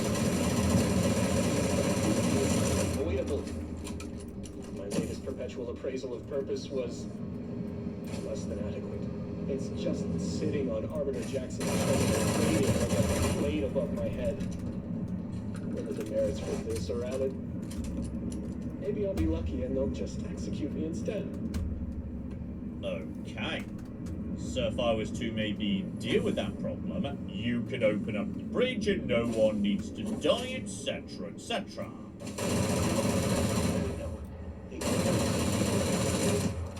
This that you're suggesting, lawyers are treason. I am nothing if not a loyal subject. Guards, I need immediate assistance at the bridge. Oh, never mind, he didn't go for it. He was a bit too loyal as it turns out, so hang on. Pretty sure we've got guards coming in. Excellent. Just, oh, I'm far too far away. Right, just let them get a little bit closer. 40K, lonely stepbrother. Pop out. Slow time down. Few bullets in the head for you. Right, two of them down straight away. Was there anyone else at all? Yeah, there were definitely more as it turns out, but they're keeping their distance for the time being. That's all A-okay. Right, just wait for... Oh, I see you over there. I'm guessing, okay. Range, not good. Your range is better. You can just go down, good sir. That's fine. Right, we need to get closer to you guys. And oh dear, they've got like a sniper or something. Okay, use the cover. We should be a little bit closer here. Excuse me. Pop up when you're ready. There we go. I think I see some chances to get some good hits in on you, my friend. And you as well. Right, you're nice and vulnerable. I think that was the sniper. Well, the scope's dead, right? Yeah, there's nothing left to budget you, my friend. So, down you go. Beautiful. So, okay. In the end, he wasn't willing to betray his friends or whatnot, and needed more charisma to make that happen. Still, keep on keeping on. Those guards lowered the bridge for me, which is nice. Oh, better and better. In the next cooking call, a very good gun for aid from the simply a secret panel. So okay, sometimes perception gets you into little side rooms, maybe even. With Hello Games working on their next big game, Light No Fire, using the same engine, I've been wanting to find the time to jump in for myself and see how No Man's Sky turned out. I didn't know it yet, but I was about to put over 100 hours into this game like it was nothing. And for reasons we'll get into in this video, I can't help but feel like I didn't quite play through this game in the order that was intended. And yeah, this would have some hilarious consequences. So I just want to give a massive shout out to Hello Games for partnering with me on this video. If you haven't tried No Man's Sky, now's the perfect time. They released yet another massive update this year. Elementals. The game is crossplay, so you can play it with your friends, whether they're on PC, PlayStation, Xbox, or Switch, and I'll toss a link to the game in the description below for your convenience. No Man's Sky has had over 30 different updates, adding new content, updating graphics, gameplay, lighting, world design, and multiplayer. This kind of constant update since its release is enough to make modern-day live service games squirm with jealousy. But the knockout punch really comes when we look at the fact that they added all of this new content for free and without adding a single microtransaction. Wait, a multiplayer game with no microtransactions? Is that legal? I decided to dive into this game completely blind, so I had no idea how much depth and customization there would be in my weapon, let alone my exosuit. Wait, that combat looks good. Exocraft, and oh yeah, my Battlestar complete with a fleet of frigates. But let's not get ahead of ourselves. Let's start on day one. When the game starts, you spawn in on a random planet that is trying to kill you. Quite successfully. You quickly realize without refilling your shield and oxygen levels, you're gonna end up dead. It kind of felt like being thrown into the deep end of a swimming pool. Years of survival game experience kicks in, and soon I was frantically collecting the necessary materials to stave off death. For now. A radiation storm arrives and it's a race to get to cover. I barely make it. I was stumbling around, struggling with simple tasks like opening containers that are now funny to look back on. Eventually I get to my spaceship and I fly off into space for the first time. And I had to stop and say, wait a second, did I just fly from the planet into space without a single load screen? Okay, that felt amazing. I used my hyperdrive to get to a new planet and land on the surface again without a load screen popping up and interrupting the immersion. And it was right here where I could feel myself starting to look forward to the journey ahead. Please don't let me down. At first, you start the game with your multi-tool. This bad boy acts as your mining laser and your primary weapon, but that's just the tip of the iceberg. It also allows you to modify the terrain of any piece of the planet you find. I can't explain how useful this was. I used it to dig tunnels to get out of deadly storms and to find buried treasure that had been long lost to time. But this tool doesn't stop there. It can also turn into a projectile shooting gun, or for the more close-up and personal encounters, a shotgun, or it could lob explosions at enemies. And there's crazy amounts of customization. Not only can you find different tiers of a wide variety of multi-tools, you can then find an almost limitless number of mods that buff this weapon in tons of different ways, increasing its damage, its efficiency, its AoE size, you name it. The other thing you start with is your exosuit. And just like your multi-tool, you can upgrade this in a variety of satisfying ways. You can increase your storage capacity by completing missions or finding upgrade pods, and this was one of the first things I set out to do, because there's nothing that wears down my soul like having a tiny inventory in a game where I need to pick up everything I find. No free slots in suit inventory. Which just about describes the beginning of every survival game. So I hard focused on increasing the size of my inventory. And still, I don't know what the limit to the inventory is, but I have increased it a lot and I haven't hit the max yet. If you know what the limit is, let me know in the comments down below. But inventory space is only one small part of your exosuit. It's also got a jetpack that you can upgrade to jump farther and higher. You can also upgrade your exosuit's ability to handle high pressure so that you can dive deeper underwater for longer. And that's a good time to mention, this game has underwater exploration as well. I was not expecting this. You can find underwater bases, quests, ships, and other terrifying things that wait for you down there. You can live underwater. No. And speaking of water planets, it was while I was on a water planet where all I could see was water as far as my eyes could see, save for this tiny little island that I landed on. I bumped into an NPC who happened to land near me, and he had a better spaceship than me, significantly better. And one thing you can do in No Man's Sky is buy any spaceship that you see. So if you see an NPC with a really cool spaceship or a really powerful one, you can talk to the owner and see what they're willing to sell it to you for. For this, you traded your child's family. Yep. Just like your suit, you can upgrade your ship's inventory and you can put mods into it to increase its performance. Another thing I may have done out of order is I actually didn't get my first spaceship upgrade for a really long time because I was so poor because I kept upgrading my Battlestar fleet instead. Like I mentioned, it felt like I was playing this game out of order, but in a way, that's what made it fun. I was always able to focus on the thing I wanted to focus on. But I progressed through the first 60 to 70 hours of the game building little wooden boxes for homes, not realizing if I had done one of these little quests, I would have been given the ability to make much more high-tech dwellings right away. In this game, it's really easy to wind up with tons of quests early on, and the game will automatically track the most recent quests you picked up, which can lead to a lot of confusion for a new player like myself. So imagine my surprise when I'm almost 80 hours into the game, I've built a dozen bases on a dozen different planets, and the game starts serving me a super basic building tutorial when I complete one of these quests. That's when it hit me. Oh my god, I was supposed to do this quest like 80 hours ago, but it was totally fine because that's the whole point of this game. It's not linear. It doesn't hold your hand. It's very sandboxy in that you can go in literally any direction towards any planet or solar system that you want. Every solar system is going to have more quests, more NPCs, and more things to discover, and more materials to help you progress your character. Ironically, because I didn't realize I wasn't doing some of these important early quests, the thing that was actually driving me forward was largely my settlement.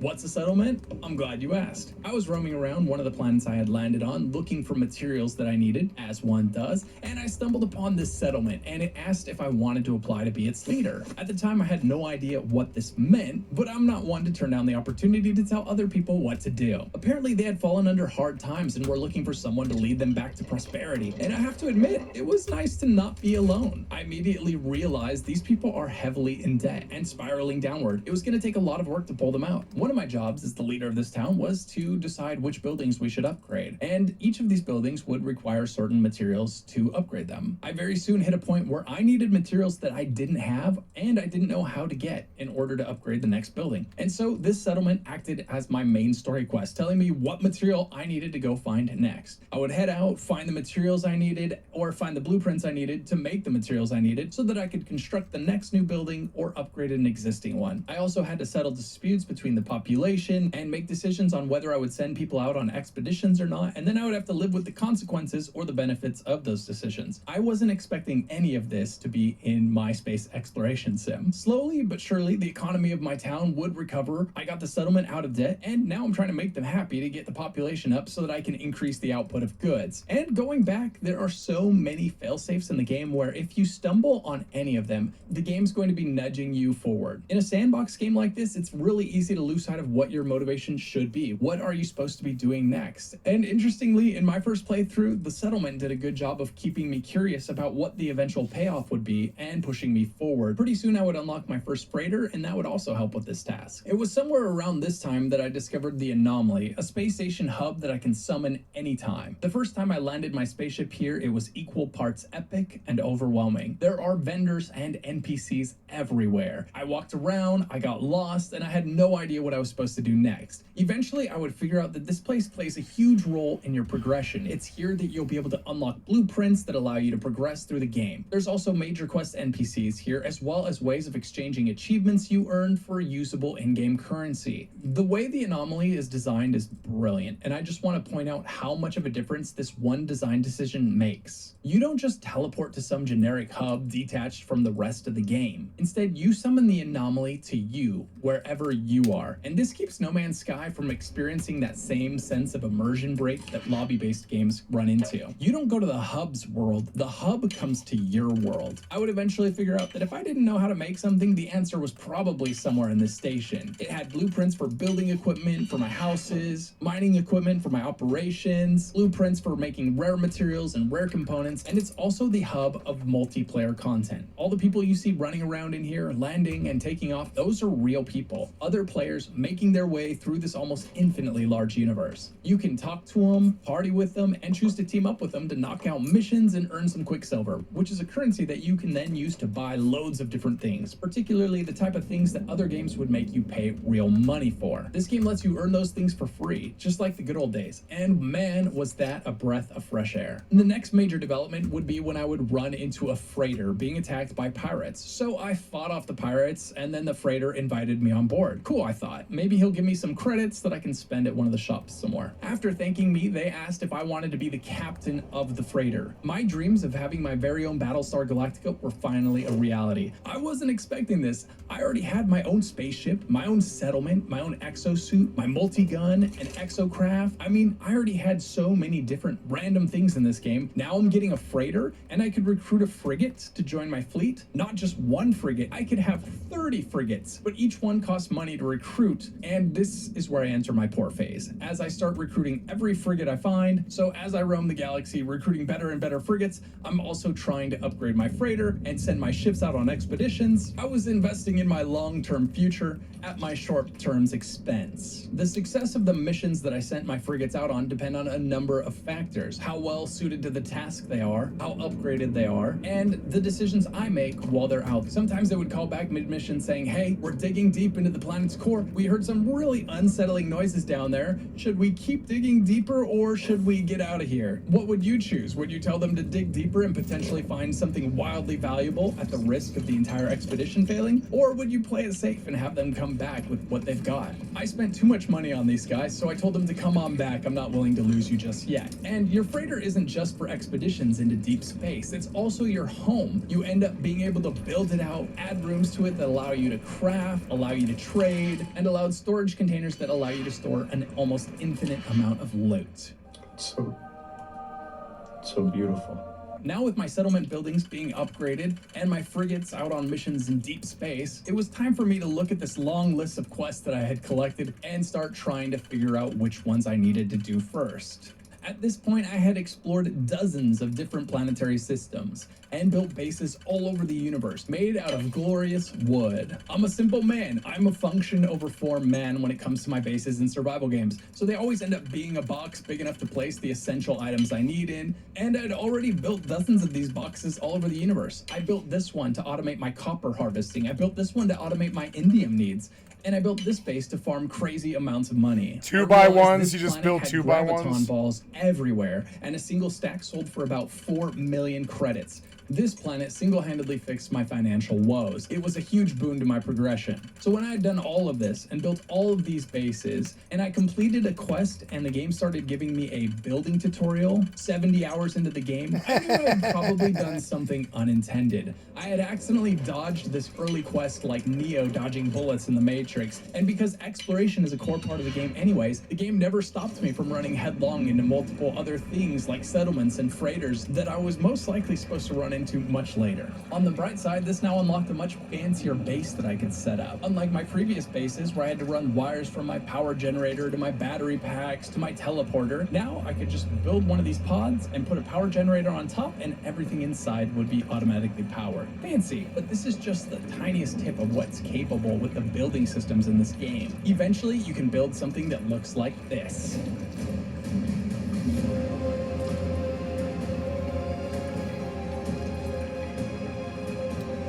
Wow.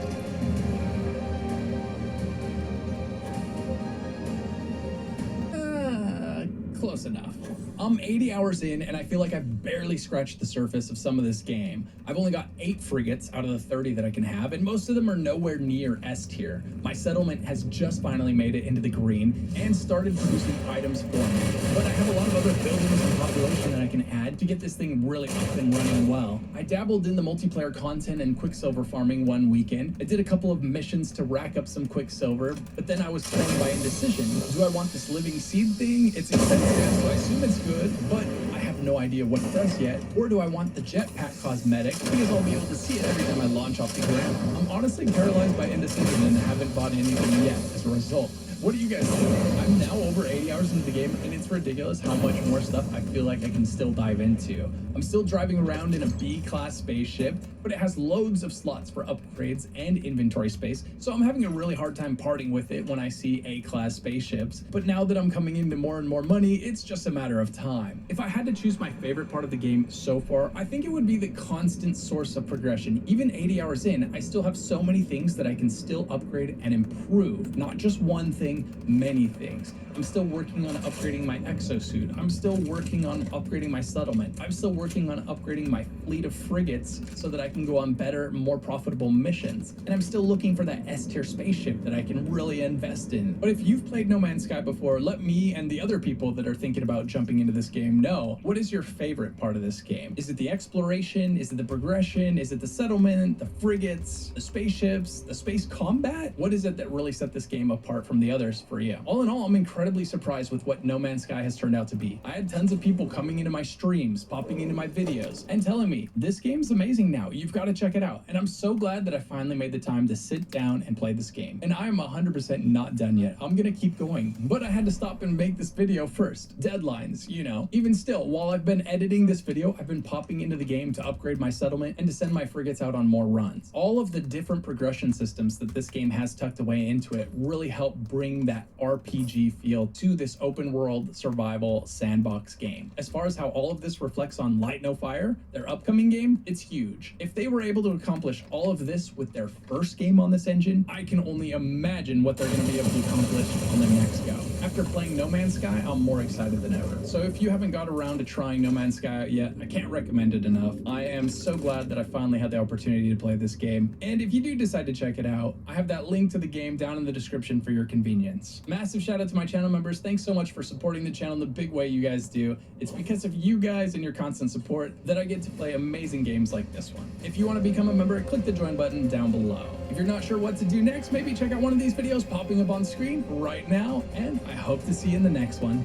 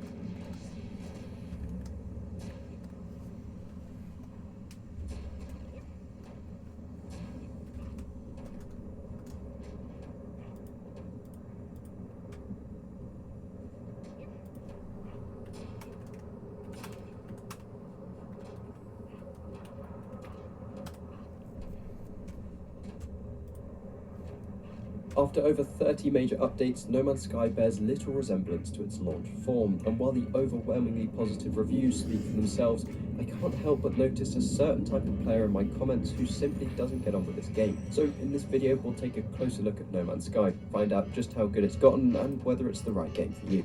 So let's open Thank up you, the average ticket. game reviews that like and the sub to your most channel. seamless space exploration game that you can get your hands on. You can forget loading screens because the game replaces them with this, and this. Aside from perhaps going between star systems, there are very few opportunities to be taken out of the immersion. Simply the fact that you can go from walking on one planet to taking off, picking up a multiplayer mission, and then completing that mission on an entirely different planet with no loading or interruptions between is a serious technical feat that even games that have been released much more recently simply can't match. No Man's Sky also lets you explore some of the most varied game worlds out there. Yes, there's 18 quintillion planets, and that sounds great on paper and for marketing, but more importantly, the game worlds now deliver on the variety and quality that was promised at launch. From active volcanoes to islands, oceans, and a selection of climate types and hazards, there's just a lot going on now. You'll find different plants and animals on each planet, both on the ground as well as in the air and sea, as well as the odd settlement or trading outposts, which makes the game feel a bit less lonely. No Man's Sky also gives you Minecraft-esque levels of freedom. Want to build a base underwater? You can do that. Fancy tunneling through a mountain? That's also completely possible. But more importantly, you can also build large custom sculptures right next to your friends' bases. On a serious note though, the worlds in this game are fully yours to explore. You can even walk the full circumference of a planet if you want, as there's none of this invisible wall bull like we saw in Starfield. Oh yeah. This game also has a few standout features which we'll dive into more later, but among them are full VR support including PSVR, the fact that it's multiplayer, cross-platform and even available on Switch. In terms of gameplay, you can pretty much have your own Star Destroyer and build a mobile base inside of it. The multiplayer hub is integrated in one of the most badass ways I've ever seen in a game. You summon it like this. And all the big regular updates are also completely free. So No Man's Sky clearly has a lot going for it, but there's an important question to answer that's is the why combat most players love good? This game, yet some just don't. And that's, what do you actually do? Well, you start abandoned on a planet and have to fix your ship to escape. This serves as the opening tutorial to the game's main systems, but quite honestly, you've done a good job if you even understand how the menus work by this point. I can't say it's the most comprehensive tutorial. You'll start to get to grips with the game's crafting system, which is a notable aspect of the gameplay loop. From your ship's fuel to base building parts, you'll have to make them yourself, and this requires having the right materials at the right time.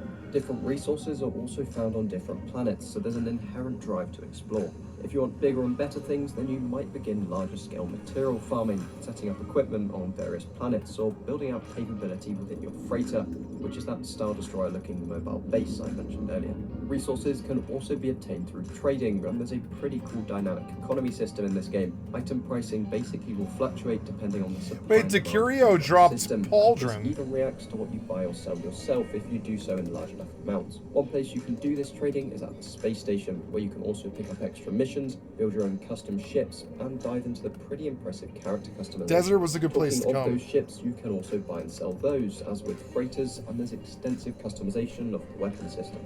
You'll need these weapons for the odd bit of combat, which in space has been done pretty well. You can have multiple weapons on board, hire wingmen to fight with you, and even choose where to divert power to within your ship. Especially during the early game, confronting Sentinel enemies can definitely get your heart up and spice up what was otherwise a pretty benign mission. Now, before we look at the rest of the gameplay content, this video has been very kindly sponsored by Gamavo.com, who are offering you 5% off everything, including No Man's Sky, with code AGR and the link in the description. Gamavo is an EU. Oh, the weather went away before I could get to the mob. Where suppliers compete with each other to offer you the lowest prices. Whether you're looking for the latest and greatest games, pre-orders, gift cards, or software, Gamavo has you covered. They've got games for every platform and also offer an inexpensive smart subscription that's less than £1 or $1 for the first month, and then just £2.50 or $3.20 afterwards. This gives you access to 10% off monthly discounts, 20% off daily deals, free game after 3 months of membership, and even 24/7 live support. You'll also have priority for game pre-orders, exclusive member-only pricing, and access to regular giveaways and competitions. Their excellent support has led to 30,000 5-star reviews on Trustpilot, so your game purchases are very safe with them. They also have a great influencer program, so if you're a fellow creator, no matter how big or small, do reach out to them. So if you're looking to buy No Man's Sky or any other game, use code AGR to get 5% off. And don't forget to do that via the link in the description to make the code work. But back to the video. Once your freighter is kitted out, you can also buy frigates from other fleets and send them out on missions to earn some passive income. As for your own missions, you can bias them towards more exploration, combat, or perhaps even smuggling. But the various combat feels so hollow and it also hurts, follow. yeah. You may spend time. That's my thing, is I'm actually really happy with the Starfield combat. Like, no issue with it. And that's fucking rare. Like, I mean rare. Like I have an issue with Once Humans combat. It's okay at best. They need to improve it a lot more. And there is, like, lack of mobility sort of stuff, sort of. I mean, it's not that bad, but it's... yeah.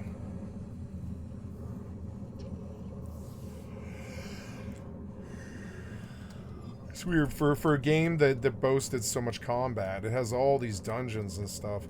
Why would the combat be so bad? Like, I don't know what they could do to improve it either. Hells yeah. So what are we doing here? We're like going out again. Go to the orbit of Alldayerrydaybaby. Psi. If I'm going to Vala, I'm gonna have to deal with my contraband. That's okay though. Yeah, this is what I'm afraid of too. It's like I need a combat grind.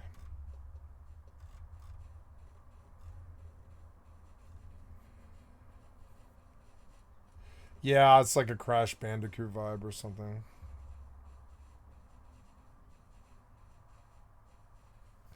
There isn't enough tribe to do anything in the game, yep.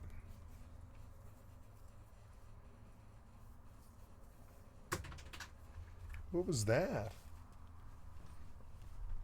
What just fell? Oh, my lid? Okay. Huh.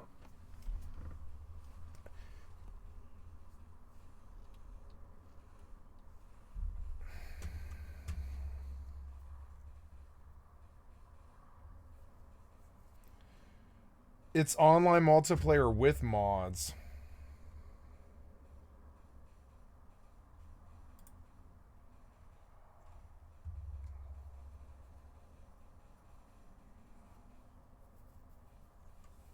That's a good tip. Basically, a money glitch for this game is to buy contraband in a pirate system, then teleport to your base, and teleport to any normal space station, sell it all, and you'll make millions each time. 200 million credits.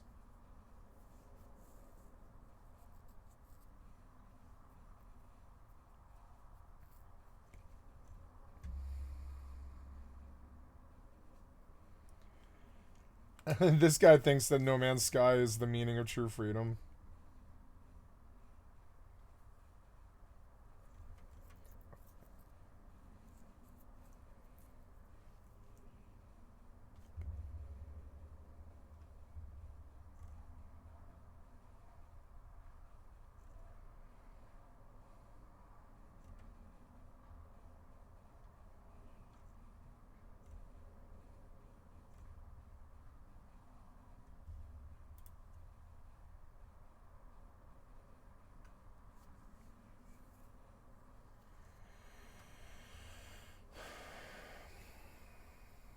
Yeah.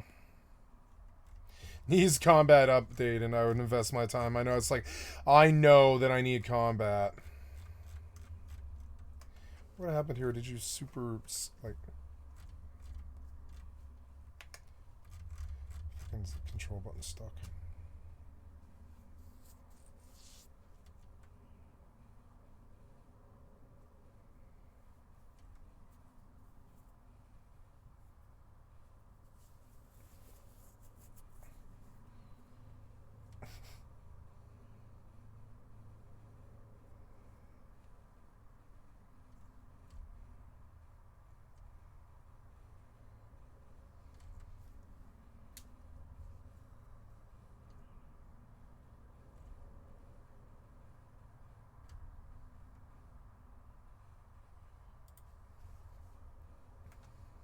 I spent $45 on Star Citizen, and I've played it for 4 months. The question is Star Citizen a scam? With a crowdfunding of $800 million, this game should be like no other. But even with that, there's $1,000 ship packages, even $10,000 ship packages. What are you actually getting for $45? For the people like me who are not willing to spend more than $50, are we being tricked? What exactly happens in this game? And what does a day-to-day gameplay look like? I'm about to answer all of those questions and more. So sit back, relax, and let's take a hyper jump into the verse. Will it run now? No. Ugh.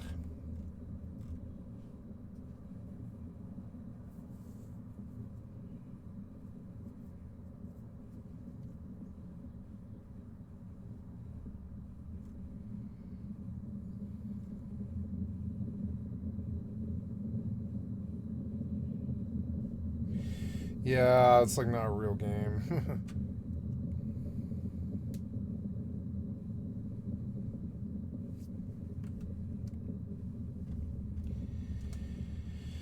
You know, an enemy ship landed here.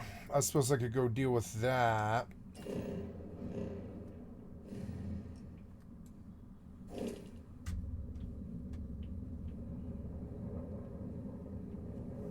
No, enemy ships are kind of a waste of time. I'm going to move on. But I do need to get up, unfortunately, and go...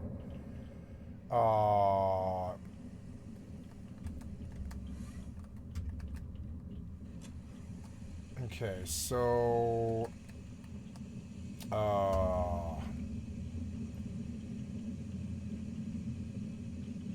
I do need to... I didn't mean to exit ship. I meant to get up. Go to the cockpit and get up.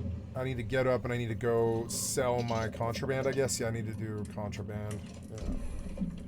Damn, the green lamp is awesome. I can't wait to get more of those. It puts a cool green tinge on everything.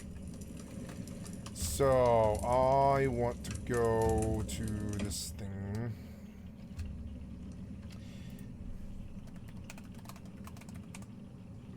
Let's see if Icarus got better. Icarus has come a long way through development, and, well, the question is it good in 2025? Should you buy this game or not? Well, I'll make the decision easier for you by sharing all the important information about this game. Icarus has many DLCs, but I'll only be covering the base game. But do note that if your friends have the DLCs, you can join them without having the DLCs, but you can't craft any of the DLC items that it has to offer. For example, decoration packs. Icarus also has weekly updates, so new content every week.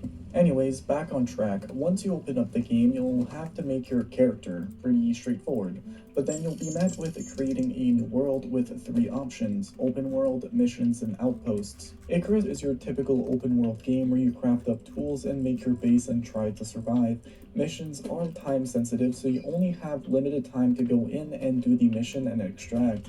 Completing these missions will give you exotics and or Ren. These are the currencies of the game. I'll explain that later. Missions also make you not start with any items, as you can actually play with one character throughout other worlds. An outpost is for new players. You'll have to deal with fewer enemies, storms are more calm, so you can get a touch and feel for the game yourself. But do note that you get way less EXP this way. What's the point of the game? Well, for open world, you drop into the map via a dropship at different locations and start collecting resources.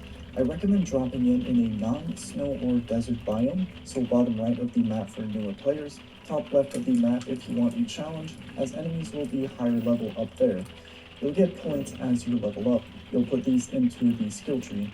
Skills that vary from weight capacity, increase more health, or stamina.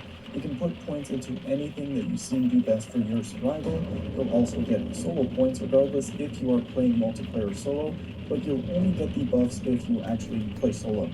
You'll also get tech tree skill points, usually 4 at a time, to put into various things to